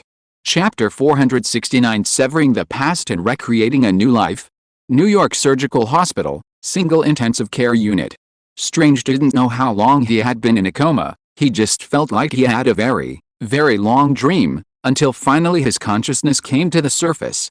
barely opened his eyes a crack. His eyes were all white. There were all kinds of medical equipment, and there was an electrocardiogram on the side, as if it was the intensive care unit of the hospital he was most familiar with. The only difference is that this time he is the patient lying on the bed. Strange felt pain all over his body, but his hands alone, let alone pain, didn't even feel a bit. Strange, it's okay, it's okay. A gentle and familiar voice came from next to his ear, and Strange forced his gaze away, and saw the female colleague Christine squatting next to the hospital bed. She looked at him with concern, and said repeatedly, "It'll all be fine. What's wrong with me?" Strange asked with difficulty, looked at the hands that were fixed by various dense steel wires and instruments in front of his body, and asked in horror, "What did they do to me?" Christine replied with a bit of reluctance, "You had a car accident and the car fell into the lake. It took a long time for the ambulance personnel to find you. When they sent you to the hospital, the best time for neurological treatment has already been missed." She paused, then sighed. "There are many torn ligaments in the hand, 12 steel nails are inserted into the bones, and the nerves are severely damaged. No one can do better. Do not." Strange looked at his almost crippled hands, the last arrogance from a genius, forcing him to utter a word. I can do better." A natural office building, top floor office. Kyle sat on the chairman's office chair with his legs crossed. He shook the red wine in his glass, took a sip, looked down at the bustling streets of New York through the floor-to-ceiling windows, and said leisurely, "The weather is really nice today. I can accompany you to bask in the sun." Lucy stepped on her high heels and walked into the hall. She put on a woman's suit and uniform, and her blonde hair was tied into a ponytail. She was a little less innocent and immature, but a little more intellectual and mature. "You are busy, Yutong has told me many times." Kyle shrugged uninterestedly, put down his wineglass, and embraced Lucy, who came up to him. Lucy didn't resist either, and said softly, "There's nothing I can do. I've been away from the earth for decades, and the financial work has changed a lot. It will take a certain amount of time to get used to it, and I have to work with Tony and the Stark Industries on their side. Hand over, okay?" Kyle nodded, seemingly thinking about something absently. Lucy obviously saw it, and smiled and said, "Yutong also told me that you have been paying attention to a surgeon named Strange recently, and even plotted against him maliciously. I heard that I have been selling cars and houses for a long time, and I am constantly looking for ways to cure my paralyzed hands, and now I have reached the end of my rope." Even though she knew that what Kyle was doing was dark, like Yutong, Lucy not only had any dislike for it, but would help Kyle without hesitation because the two women believed from the bottom of their hearts that what Kyle did must be right. If the whole world thinks Kyle is wrong, then the whole world must be wrong. "This effect is what I want," Kyle smiled faintly, and said, "If you don't end up at the end of the mountain, have nowhere to go, and are as proud as he is, how can you give up everything you have and pursue the road that ordinary people dare not set foot in? What if the doctor finds out about this in the future? Will he blame you?" Lucy only thinks about Kyle. "Maybe, but I don't care." Kyle's face is calm and natural. Reaching his status and strength, he no longer needs to think too much about things. As long as he wants to do it, he will do it. "Okay, I should go to work." Kyle shook his head slightly and muttered after a while. Yutong came to the office again, still holding a stack of documents in his hand. "Boss, I sent out the Carters to conduct an extensive survey of the paralyzed in New York City, and finally found a man who suspected of being the type you mentioned." Yutong pulled out one of the documents, put it on the table, and manipulated the paper with his mind, and there was detailed information of a young white man on it. Kyle looked at it and said, "Where's the doctor who diagnosed him before?" Yutong had been prepared for a long time, and pulled out another document, which was the information of a black doctor. "He is still working as a neurological consultant in a public hospital in New York." Kyle finished the red wine in the glass, smiled, and ordered, "Make arrangements now. Let Strange connect with that doctor, and the future depends on his fate." "Understood." Yutong seriously nodded. A few more days passed. Strange's hair was disheveled and he was full of beards. He was sitting on the sofa in his own hotel in an extremely decadent manner. This was his last night in a 5-star hotel, and he could not pay the rent and move out tomorrow. Not only that, the high cost of 6 or 7 cutting-edge surgeries almost exhausted the wealth he had accumulated in the first half of his life. Half an hour ago, Strange had just had a big fight with Christine, because Christine had been persuading him to give up his paralyzed hands, which could not be healed, and regain his strength to face the current situation of life. The other party may be right, but how can he cheer up after losing his proud hands? When he came to the bathroom, he stared blankly at the self who couldn't even hold a razor in the mirror. Strange felt extremely hopeless. Just then, the phone rang. Strange swiped the screen with difficulty with the fingers of his scarred left hand. After the call was connected, the voice of his former colleague Mark came out. Strange, you haven't given up yet, right? I learned that there is a specialist in New York. A surgeon who does neurological consultations. Maybe he can help you. Send me the location and contact information. Strange took a deep breath and said. After half an hour. A neurosurgery consultation room at the New York Public Surgical Hospital.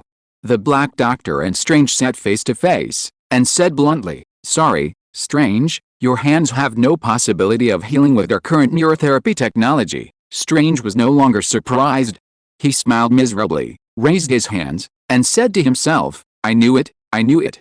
You have seen a person who is paralyzed like this and can still recover what? Even I can't do it, let alone others. A gleam of light flashed in the eyes of the Black Doctor, and he said inexplicably, there really is one. What do you mean? Strange looked at the doctor in surprise. The Black Doctor recalled and said, there was a patient with a work-related accident. His back was injured, his whole body was paralyzed, and one leg was completely scrapped. He was in pain all over while sitting on a chair. 6 months ago, he gave up treatment in our hospital. When I saw him again, I thought he was dead, and then, Strange asked earnestly. The Black Doctor said with emotion, some time ago, I suddenly saw him, and he walked past me, just like a normal person. How can that be? Strange opened his eyes wide, as if grasping at the last straw. Please, give me his information. The Black Doctor looked straight at Strange, and said in a deep voice, you know, obtaining patient information is prohibited by the hospital. But in order to make you, a proud genius, admit your mistake, I'd be happy to make an exception this time. Chapter 470 Do you believe in magic? Hospital Inspection Report. Patient, Jonathan Pangborn. Inspection date, December 2011, 12. Inspection time. 03. Etiology, industrial accident, high degree of paralysis, scrap left leg, dislocation of bones. Giving up treatment on January 2012, 1. Strange spent a whole night in the hotel to read in detail the examination report of the man named Jonathan Pangborn. No matter how much he hypothesized and deduced, he believed that he could not use neurosurgical techniques to treat its disease. After all, the other party's paralysis was several times more serious than his own. If such a patient can really recover, it can only be described as a miracle. Since his body can be healed, then maybe my hands can still be saved. Strange's breathing was a little short, and his eyes were full of hope and anticipation. The next day, early in the morning, Strange came to a basketball court next to a factory and found Jonathan, a severely paralyzed patient in the inspection report. He was playing basketball with a group of workers. Past traces of a paralyzed severely ill patient a year or two ago. He is really healed. Miracles do exist. Strange stood outside the iron fence of the basketball court, and asked a passing worker to call Jonathan over from the basketball court. Hearing that someone was looking for him, Jonathan came outside the basketball court with doubts. When he saw Strange, who looked down and down, he couldn't help raising his eyebrows. It's you, a famous neurosurgeon in New York. You know me. Strange was slightly confused. With a slightly mocking tone, Jonathan said, yes, 2 years ago, but my family couldn't even get into your office, and they couldn't even pass the assistant's pass. That's because I can't heal you. Strange didn't care. He looked at Jonathan and said in a deep voice, Jonathan Pangborn. Paralyzed, both hands too, and left leg severely disabled. What do you want to do? Jonathan turned his head a little uneasy, looked at the workers on the basketball court, and then glared at Strange. He didn't want others to know his special past. Strange raised his bandaged palms, looked straight at Jonathan, and said sincerely, you created a miracle out of despair, and now, I'm also trying to find my miracle. Jonathan's heart trembled slightly, and he had to admit that he saw a shadow of himself in Strange. The kind of life attitude that is in the dark and hopeless, but still looking for bright hope. Okay, Jonathan let go of his grievances, took a few steps forward, and asked Strange, do you believe in magic? Spell? Strange muttered to himself. He remembered that some time ago, a man had asked him a similar question. Without waiting for his response, Jonathan continued, I wanted to give up at the time, But I thought that only the brain was still functioning normally, so I wanted to exercise. I was studying with a group of mages and saints, sitting on a chair, carried by strangers to meet the saint. Strange became more confused the more he listened, but he still tried his best to write down everything Jonathan said. In the end, I found my mentor. I have also entered a new realm here, and my soul can be sublimated. Jonathan pointed to his forehead and said with emotion. Then, somehow, Strange took his unfinished words and said in disbelief, "Your body has healed." "Yes," Jonathan nodded, "there are still many mysteries in it, but my body is already recovered. And I don't have enough energy to stay and continue studying." Now that the miracle has happened, I decided to go home obediently. Strange said eagerly, "Where is that place? Please, tell me." Jonathan hesitated, and replied, "The place you are looking for is called Karma Taj." After speaking, Jonathan turned around and returned to the basketball court. "How much does it cost to get there?" Strange called, watching his back. Jonathan took a few more steps to the basketball court, and finally turned around and said, "It's not a matter of how much money goes there, that's all. Good luck." Strange, who was on the spot, was in a daze. He looked down at his hands, and kept chanting, Karma Taj, unnatural office, top office. Yu Tong reported softly to Kyle, who was sitting on the office chair, "Boss. Strange used up his last savings and bought a plane ticket to Nepal." "Geez, mystery lies." Kyle closed his eyes and opened his eyes, smiled and said, "Well, look at his next good fortune. It's not something ordinary people can find there. Even if I came to the door specially, I would probably be rejected. But if it is him, there should be no question." "You are so optimistic about that doctor?" Yu Tong asked in surprise. Kyle smiled indifferently, and said inexplicably, "Yes. I even suspect that that person deliberately continued to live to the present era just to wait until Strange, since we're both impatient with each other, let him take that step earlier." Kyle looked out of the floor-to-ceiling windows. His meaningful eyes seemed to penetrate the space, and he was looking at someone on the other side of the earth. "What you don't want to do, I'll help you do it. Now it's up to you to choose." Guyi. In Nepal, somewhere inside a church covered by spells, a bald woman sitting cross-legged on a cushion opened her eyes gently, and there seemed to be stars falling in Gu Jingwubo's eyes. "Master Guyi, what did you see?" Mordo, a black man in a dark mage robe, had been standing by the side. Seeing the woman open her eyes, he couldn't help asking respectfully. Guyi frowned slightly, and said, "There is a man suitable for cultivation, who came to Nepal and is still looking for Karma Taj." Mordo was surprised and asked, "Isn't this a good thing?" Guyi calmly said, "A good thing is a good thing. The problem is, that man came 4 years early. He should have come to us 4 years later." "Come 4 years early? How could this happen?" Mordo was astonished. Guyi stood up, clasped his hands behind his back, and said, "There is a powerful being who forcibly interfered with his life and made him come here 4 years in advance." Mordo pondered for a moment, then asked, "Since this is the case, should we accept that man? Or let him come back in 4 years, 4 years later, come again?" Guyi wandered left and right in the hall. This was the first time that Mordo had seen the Supreme Mage so difficult to make a choice. "Never mind," Guyi finally sighed, and said to Modu, "Modu, you go out and take that man here." "Yes." Modu led the order to retreat. Chapter 471 Little Spider. Unnatural office, top office. Kyle had just finished lunch with Lucy when Yu Tong came to him and reported to him, "Boss. Strange was taken away by a black man wearing a cloak and covering his face in a small alley in the city of Gadman, in Nepal. Both of them were lost at the same time. Strange is still unknown.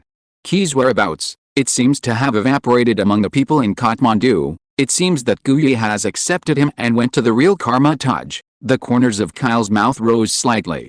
Karma Taj, the main hall of mages hidden in the dimensional slit. If the Master, Ancient One, does not want outsiders to enter, I am afraid that even if you search the whole of Nepal, you will not be able to find the place to enter Karma Taj's method. It doesn't matter how much money you have on your body. Only those who are suitable for practicing spells can reach the real Karma Taj. Then what else should we do? Yu Tong asked softly. "No need, let's withdraw all the caddis. Since Strange has been accepted over there, my goal has also been achieved." Kyle rubbed his chin, his golden pupils revealed a thoughtful look. Doctor Strange in the current time and space may be born a few years earlier than the original history. By the way, Kyle seemed to think of something, and asked Yu Tong, "How is Tony?" Did he send someone to contact Peter Parker? Yutong nodded slightly, and said with a smile on his face, a few months ago, when I conveyed the boy's file and your words to Tony, he was still a little impatient and said he was not interested in the child. As a result, last week, the boy had just graduated from junior high school, and Tony drove to pick him up in person. I heard that today he specially took him to visit the Stark Industrial Building. Is this the so-called true fragrance law? Kyle smiled and said nothing. Changti is a CP combination. He doesn't think that Tony is not interested in Peter's talent and potential. After all, if anyone can succeed Iron Man in the future, maybe that little spider is more suitable. Kyle pondered for a moment, and said impromptuly, I haven't seen Tony for a long time. While we are free now, let's go to the Stark Industries headquarters. Okay, I'll arrange it now. Yutong nodded. The new headquarters building of Stark Industries in central New York City. As half a year ago, the central venue of the home game in New York during the First World War in New York, both sides deliberately avoided the building, so that the new headquarters building became the only intact ultra-modern building in the previous ruins at this time. Tony is leading a curly-haired boy in his early 14s around the Stark Tower lab. The curly-haired boy is like a countryman who has just entered the city, with his mouth open all the time, looking left and right, and marveling at all kinds of novel and high-end technological equipment. Actually, these things are nothing to look at. Tony followed behind the boy and yawned slightly. He was wearing a dark t-shirt on his upper body and long casual trousers on his lower body. He looked everyday and lazy. Obviously, in these 2 or 3 months, Tony, like Kyle, took a good rest for a while. Mr. Stark, what are you talking about? These are obviously amazing, very cool. The curly-haired boy looked at the hovering car parked in front of him, exaggeratingly loudly. That's because you haven't seen any cooler ones, Tony responded angrily. For those who have been out of the Earth, they have seen the beauty of the technology of alien civilizations, and the more they can understand the disconnection of the Earth's current technological level. Mr. Stark, can I try to drive it? The curly-haired boy put his palms against the smooth body, his eyes were full of eagerness, and almost dripped his saliva on the hovering car. With his hands in his trouser pockets, Tony said casually, that's just a concept suspension car, and it can't be fully driven on the road. It doesn't matter if I give you another one when you get your driver's license. Really? The curly-haired boy jumped up from the spot excitedly, but when he thought of his age, his expression turned dejected and he said, I'm only 14 years old, and it will take several years before I can get my driver's license. Well, that would be the best, lest you ruin the name of Stark's suspension vehicle, which is a product invented by my father. Tony chuckled. The curly-haired boy quickly came out of his pessimism and rushed towards another product. When he approached the workbench, he was stunned. On that large workbench, lay a humanoid body made of steel. The whole body was silver, and it reflected the faint metallic luster under the light. Ah, that's a semi-finished product. I've been bored to do it for the past few months, looking at the humanoid mechanical body on the workbench, Tony explained. I thought, since there are mechanical alien races, it is undoubtedly possible to treat artificial intelligence as a soul-like existence. What they lack is a pair of people who can move freely. Body of Mr. Stark, you are too powerful. The small eyes of the curly-haired boy seemed to be shining like stars, and he asked a series of questions in a very fast tone. Then what kind of fuel does he use? Does he have an energy weapon on him? Can you be my friend? Is your question too much? The corner of Tony's mouth twitched slightly. Just at this moment, the phone in his trouser pocket rang. Tony took out his mobile phone and saw that it was Pepper Potts calling. Regardless of the amazed boy, he connected the phone and joked, Why, I haven't seen you in 10 minutes. Did you miss me? Paz on the other end of the phone snorted, I miss you. Your godfather is here. Godfather? Where is it? Tony was deeply surprised. After hearing what Potts said, he nodded quickly and said, I see, I'll go down now. Hang up the phone. Tony put down his phone, looked back, saw the curly-haired boy staring straight at him, swallowed his saliva and said, Mr. Stark, isn't your godfather just? Tony said bluntly, that's right, it's the one in your mind. He's here and said he wants to see you. That old gentleman wants to see me. The curly-haired boy spoke with a trembling voice, and his words were not fluent. Originally, he thought that Mr. Stark had taken a fancy to him, which was the greatest luck in his life, but he didn't expect to be luckier than this. Don't say he's old in front of the godfather, he looks younger than me. Tony patted the boy on the shoulder as a reminder, then led him out of the laboratory and went downstairs. The reception hall of the headquarters building. When Tony and the curly-haired boy entered the lobby, Kyle was already waiting on the sofa, while Yutong and Potts, who were dressed almost the same, sat chatting. "Godfather, it's been a long time," Tony greeted Kyle. When Kyle saw Tony enter the door, he nodded slightly. "Where is your father? How is it going? And I won't come over to the Carl family to see. He was home and said he wanted to get some rest." Tony finished speaking quickly, pulled out the curly-haired boy behind him, and introduced Peter Parker, a junior high school student in Queens, Mr. Stark. "I've graduated, and I'm about to be a high school student," Peter corrected him. He looked at Kyle on the sofa with an extremely nervous expression, and said with a slight stutter, "Hello, Mr. Kyle." "Hello, Peter." Kyle looked at the young curly-haired boy in front of him, and couldn't help laughing. No one knew how much pressure the boy would bear in the future, and moved forward with heavy loads after all. The greater the ability, the greater the responsibility. Chapter 472 Kyle vs. Worm Iron Combination. In the reception hall, Kyle on the sofa looked at Peter Parker next to Tony. The boy was not a tall type, but a head shorter than Tony. There is no difference between ordinary junior high school students. However, his small arms are slightly bulging under the clothes, with invisible muscles that are hard to detect, and there may be a force that cannot be ignored inside. In short, he is a very down-to-earth big boy next door. While Kyle was looking at Peter, Peter was also watching Kyle excitedly with his small eyes. The young and handsome young man in front of him is undoubtedly a legend in New York City, a symbol of peace that once ended the disputes of World War II. He is like a character who came out of a history book, with broken golden eyes carrying a coercion that others can't easily look at directly. Although he is wearing a set of approachable casual clothes, there is still a unique domineering lingering on his body, which makes people unable to resist. From the bottom of my heart, I fear and look up to Mr. Kyle, the legendary hero, sat not 5 meters away and greeted him. Peter's body was constantly trembling with excitement, and he wished he could bring his shooting equipment and take pictures of this historic scene for collection, plus his own unique full-course commentary, and then give a good blow to his aunt and classmates. "Okay. You've never been this excited to see me," Tony tapped Peter on the shoulder. Peter breathed a sigh of relief, swallowed his saliva, trying to calm down, but his lips were dry, and he couldn't calm down. Kyle thought for a while, with a smile on his face, and suggested to Peter, "Shall we get to know each other in another way, Mr. Kyle, please tell me." Peter took a deep breath, with a trace of surprise and expectation in his eyes. Tony also looked at Kyle suspiciously, wondering what the Godfather was trying to do. Kyle smiled meaningfully, and said softly, "The simplest and rudest way, Stark Industries building, on the terrace." Kyle in casual clothes stood on one side with his hands in his trouser pockets, while Peter stood on the other side 10 meters away. Tony and Yutong watched from the side. "Mr. Kyle, do you really want to fight?" Peter's excitement only increased, his chest heaved and fluctuated, and he kept rubbing his fingers, looking eager to try, wanting to know the gap between himself and the legendary hero. "Son, use all your strength and abilities, and don't let me down." Kyle smiled lightly and looked at Peter calmly. Yutong looked at the two people who were about to start a battle on the stage, smiled brightly on her beautiful face, and commented softly, "It's rare. I haven't seen the boss make a move for a long time. It's good to let him do some warm-up exercises." With a worried look on his face, Tony coughed and said to Kyle, "Godfather, isn't this good? He's just a child, full of fighting spirit." Peter took out a peculiar mechanical watch from his pocket, put it on his right wrist, rubbed his palm and said, "Mr.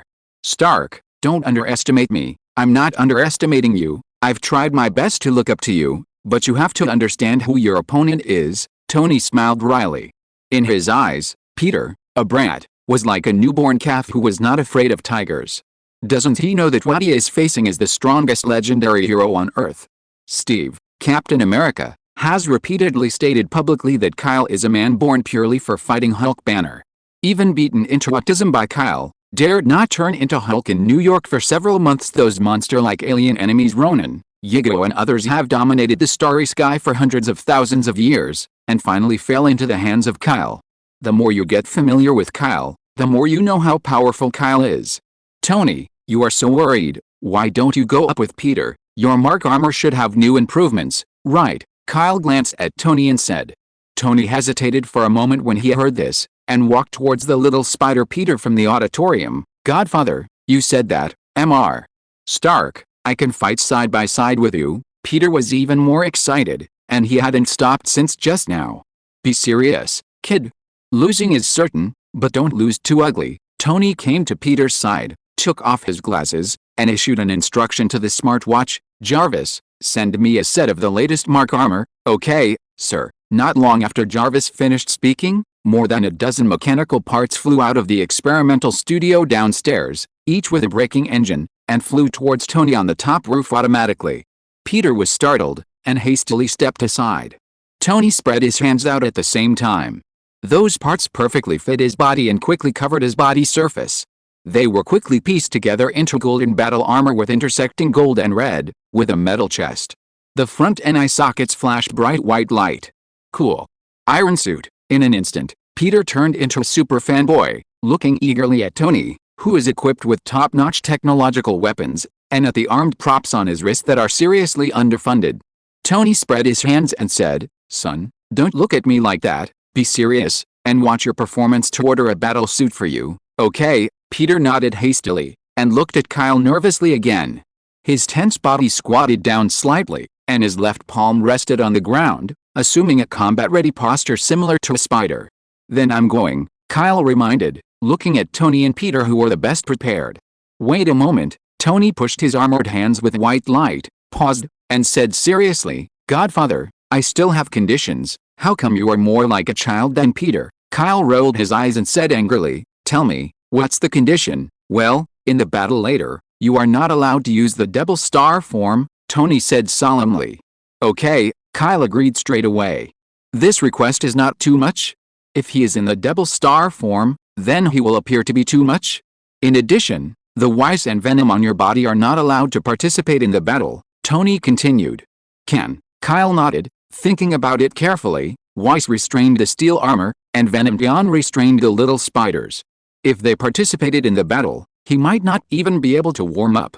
And also, Tony was still thinking about it, and Kyle took the initiative to weaken himself, and said lightly, well, I won't open the Devil Star form, I won't release Weiss and Venom, I won't use the flames of the Protus talent, I won't use any weapons, only 1/10 of the power of the divine body. Is this okay? 1/10 of Kyle's physical strength is equivalent to Captain America's physique, and it is not exaggerated, it is already in a severely weakened state. What Devil Star? Venom? Peter was confused when he heard it, only knowing that Kyle was constantly releasing water before the fight started. Godfather, there are two of us here, are you being too trusting? Tony's eyes brightened slightly, and his palms were accumulating energy for the engine. He thought that this time might be the only chance to win Kyle, so he couldn't wait to say, then let's start. If you're listening to this novel on a channel other than Fanfic World, it means they downloaded and uploaded it without effort. We cordially invite you to visit our channel, Mundo Fanfic Novelis. There you'll find the original version of this story, and you can explore many other novels of various genres.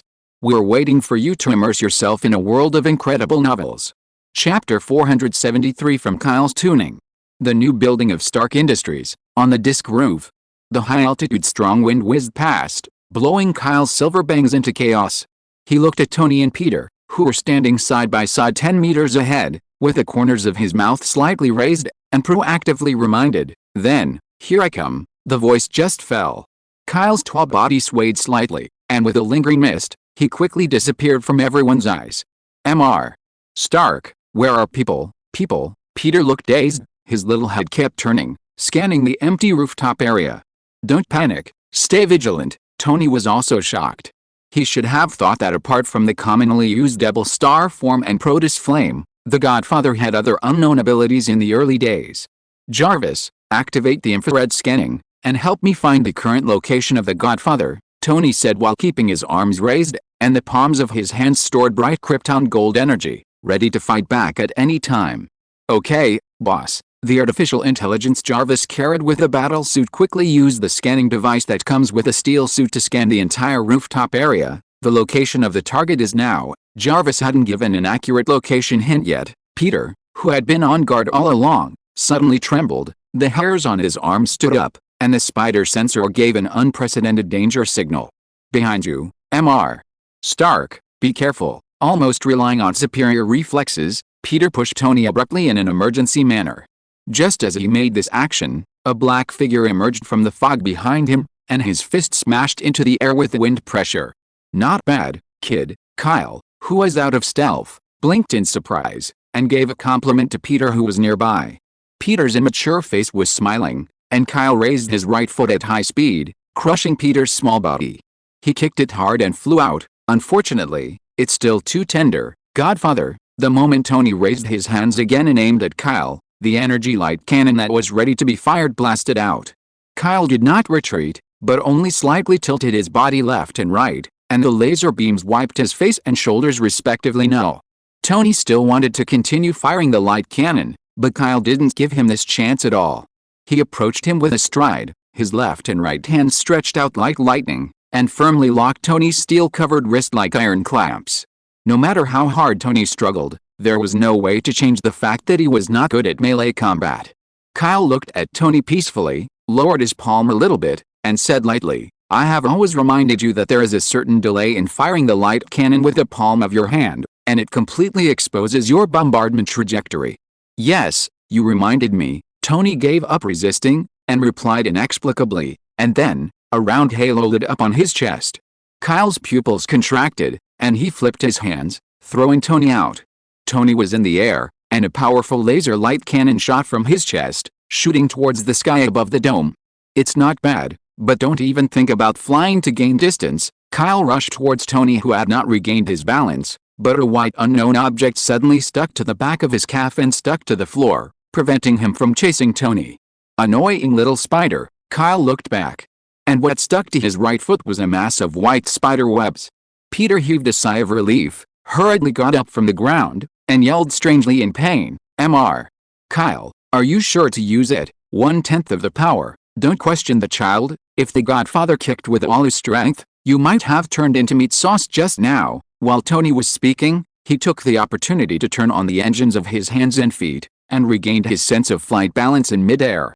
Okay, Peter shrugged, raised his right hand, and the watch instrument on his wrist immediately sprayed a white spider silk. This time, the target of the adhesion was not Kyle, but the building wall behind him.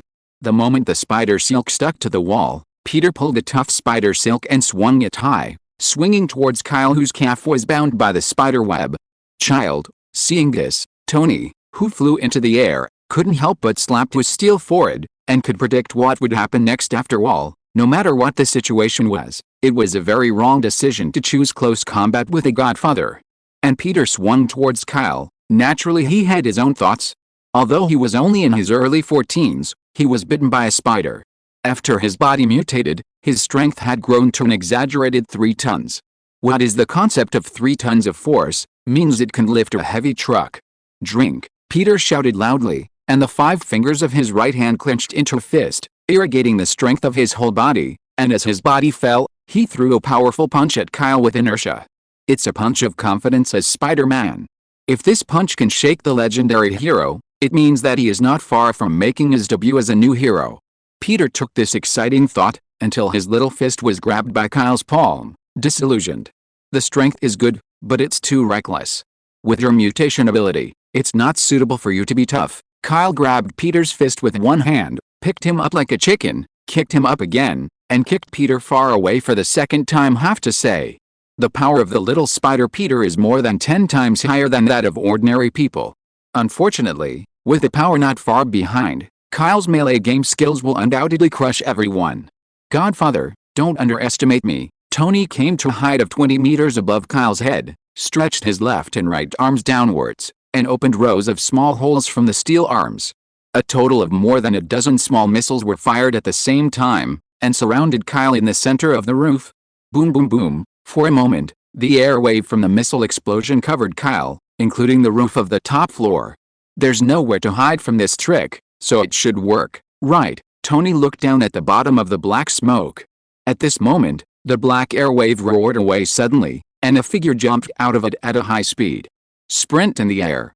Tony, you don't think so naively that if you hide in the air, I can't do anything to you? Kyle crossed Tony's height directly with the air wave.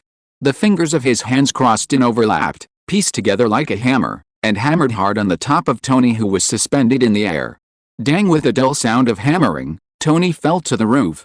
When he was about to touch the ground, a spider web pulled him, which properly buffered the powerful impact of falling to the ground. "Mr. Stark, are you alright?" Peter held his aching stomach with one hand, and lifted Tony, whose battlesuit was slightly damaged, with the other. "It's okay, but something will happen soon." Tony looked up solemnly, looking up at Kyle, who was falling. "I hope he can take it easy. I'm just a kid." Peter's face was pale, and he couldn't bear it anymore when his feet came down. "Who isn't?" Tony patted him on the shoulder comfortingly. "Just get used to it." Chapter 474 Godfather or Godfather. Kyle fell straight from a height of 20 meters. The moment his feet touched the ground, he squatted slightly to relieve the force, but because his weight was different from ordinary people, he still stepped on the solid floor of the roof to break out cracks, gravel and dust waves stirring and open to both sides. Peter's body began to tremble.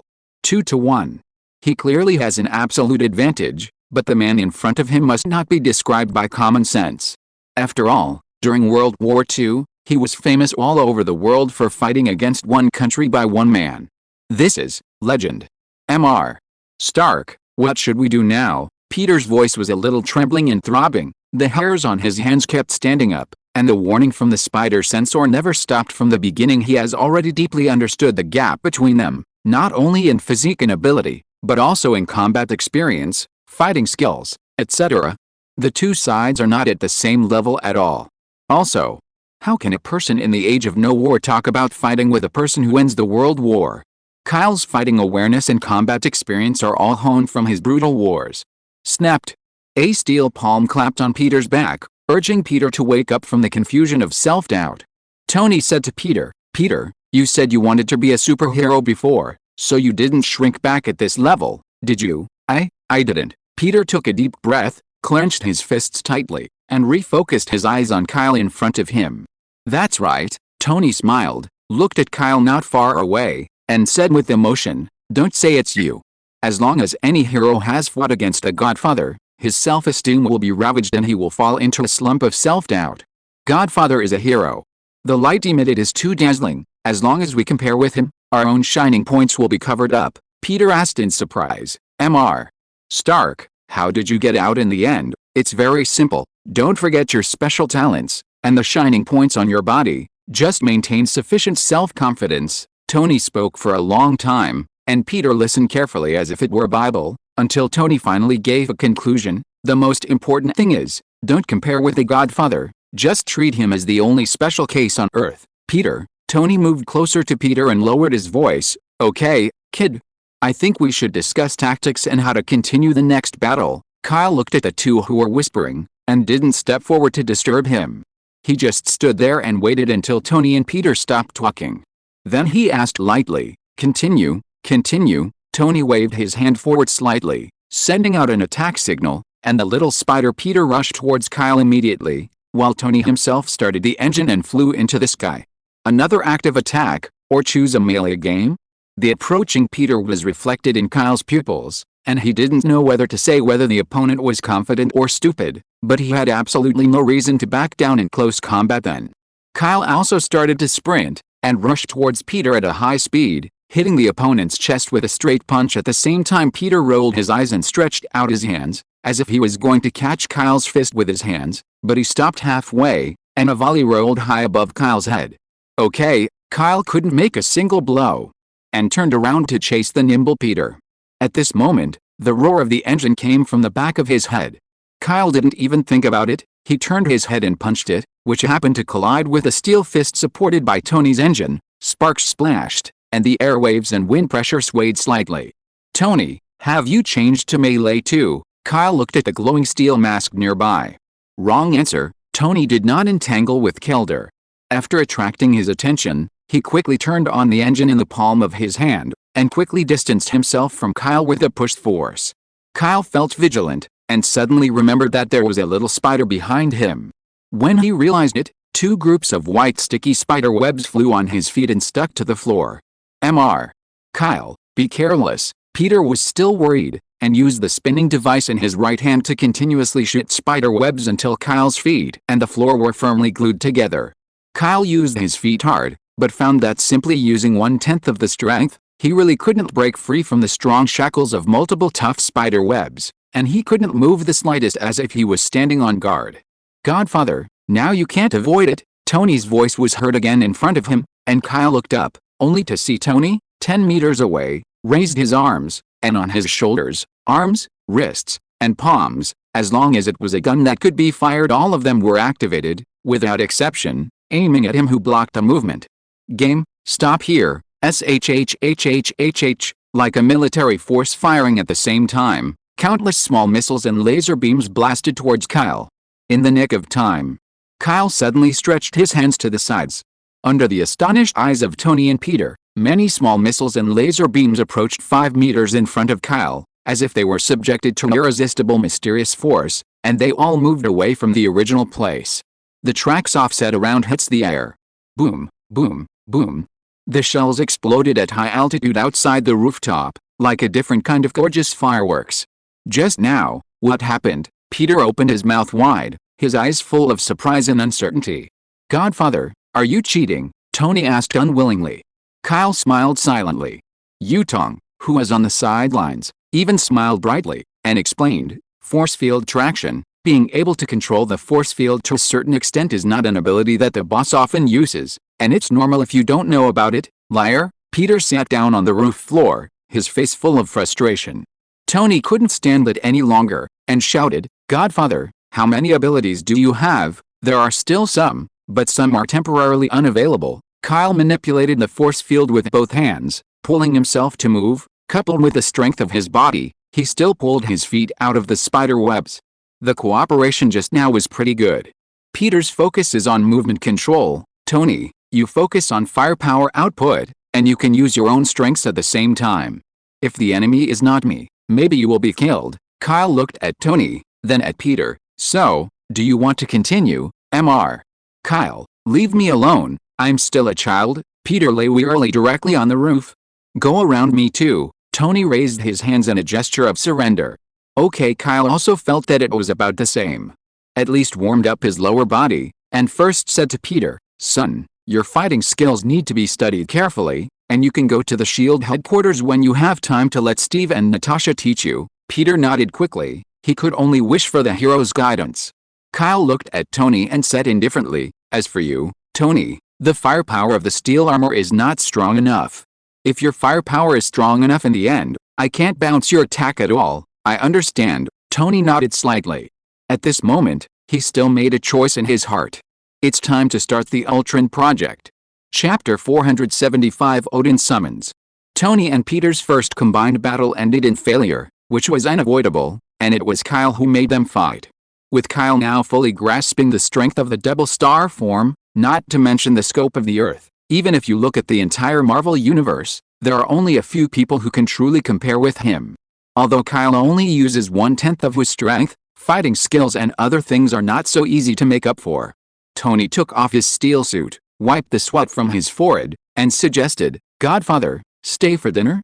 I'll let Chili make it for you." Speaking of pepper, Kyle's eyes fell on Tony, and he asked suddenly, "You two, are you not married yet? Didn't you say before that you will get married when you find your father?" Yutong smiled. As a child, Peter put on an expression of not knowing anything, and stood still, not daring to make a sound. Forehead, Tony was thoroughly questioned, and touched his nose in embarrassment. The Godfather had urged the marriage more than once or twice, and this time it was Peter who said it when he was present. He could only reply slyly, "Isn't this just returning to Earth? Stark Industries, and father, there are a lot of things to deal with. I talked to Little Pepper, and the marriage will definitely be concluded. Try to stay here within a year or two, that's good. But since I'm not married yet, I won't eat your meal for now, and invite me when you get married." Kyle waved goodbye, then walked downstairs. Yutong stepped up to keep up, and the two were about to leave the top roof. "Godfather, go slowly." Tony didn't hold back much. When Kyle was about to walk down from the roof, his steps suddenly stopped. Yutong seemed to feel it, and looked up at the sky. His beautiful face became extremely dignified at the same time. "Godfather, what's the matter?" Tony obviously saw the difference between the two. Kyle put his index finger on his lips, beckoning everyone to be quiet, and then asked somewhere unknown, "Heimdall? Tell me, what can you do with me?" The voice of Heimdall, the gatekeeper of God's domain, came from the far side of the starry sky, whispering next to Kyle's ear, "Guardian of Kyle, your majesty would like to invite you to see him, Odin?" "Want to see me?" Kyle showed surprise, thought for a moment, and said, "When?" Heimdall quickly said, "At this moment. You find an open space, and I will use the rainbow bridge to pull you over." "Okay, I just have nothing to do." Kyle shrugged casually, turned his head and told Yutong, "You go back alone first. I have something to do. I'm going to God's domain, boss. Take care of yourself." Yutong nodded. Kyle exhaled, walked back to the open space on the roof, looked up at the cloudy sky, as if following his call. A dazzling beam of light descended from the sky, just covering his tall body. Just a blink of an eye. Kyle disappeared from the roof of the Stark building out of thin air, leaving only a burnt rune mark on the spot. Yutong and Tony, who have seen this unique way of traveling in God's domain, are fine. Peter, the little spider, has opened his mouth so wide that he can't close it. Today, his cognitive limit is constantly being refreshed. Mr. Stark, Mr. Kyle. Where is he going? Peter, who is usually talkative, stuttered slightly and asked weakly at this moment. "Where else can I go? I'm going to heaven." Tony kept looking up at the sky, and responded as a matter of course. The rainbow bridge crosses the 9 realms and the boundless starry sky. With a sense of disobedience and space switching, Kyle came to the rainbow building, which is the portal of God's domain. Wearing gold armor and holding a long silver sword, Heimdall bowed slightly to welcome him and said, "Guardian, welcome. Your majesty is already waiting for you in the main hall of Asgard." Kyle looked around and looked at the door where there was no one else, and asked, "Where is Sol?" "As the master, why didn't he come to pick me up this time?" Heimdall said, "The 9 kingdoms are coming together soon, and there are constant disputes on the border of the starry sky.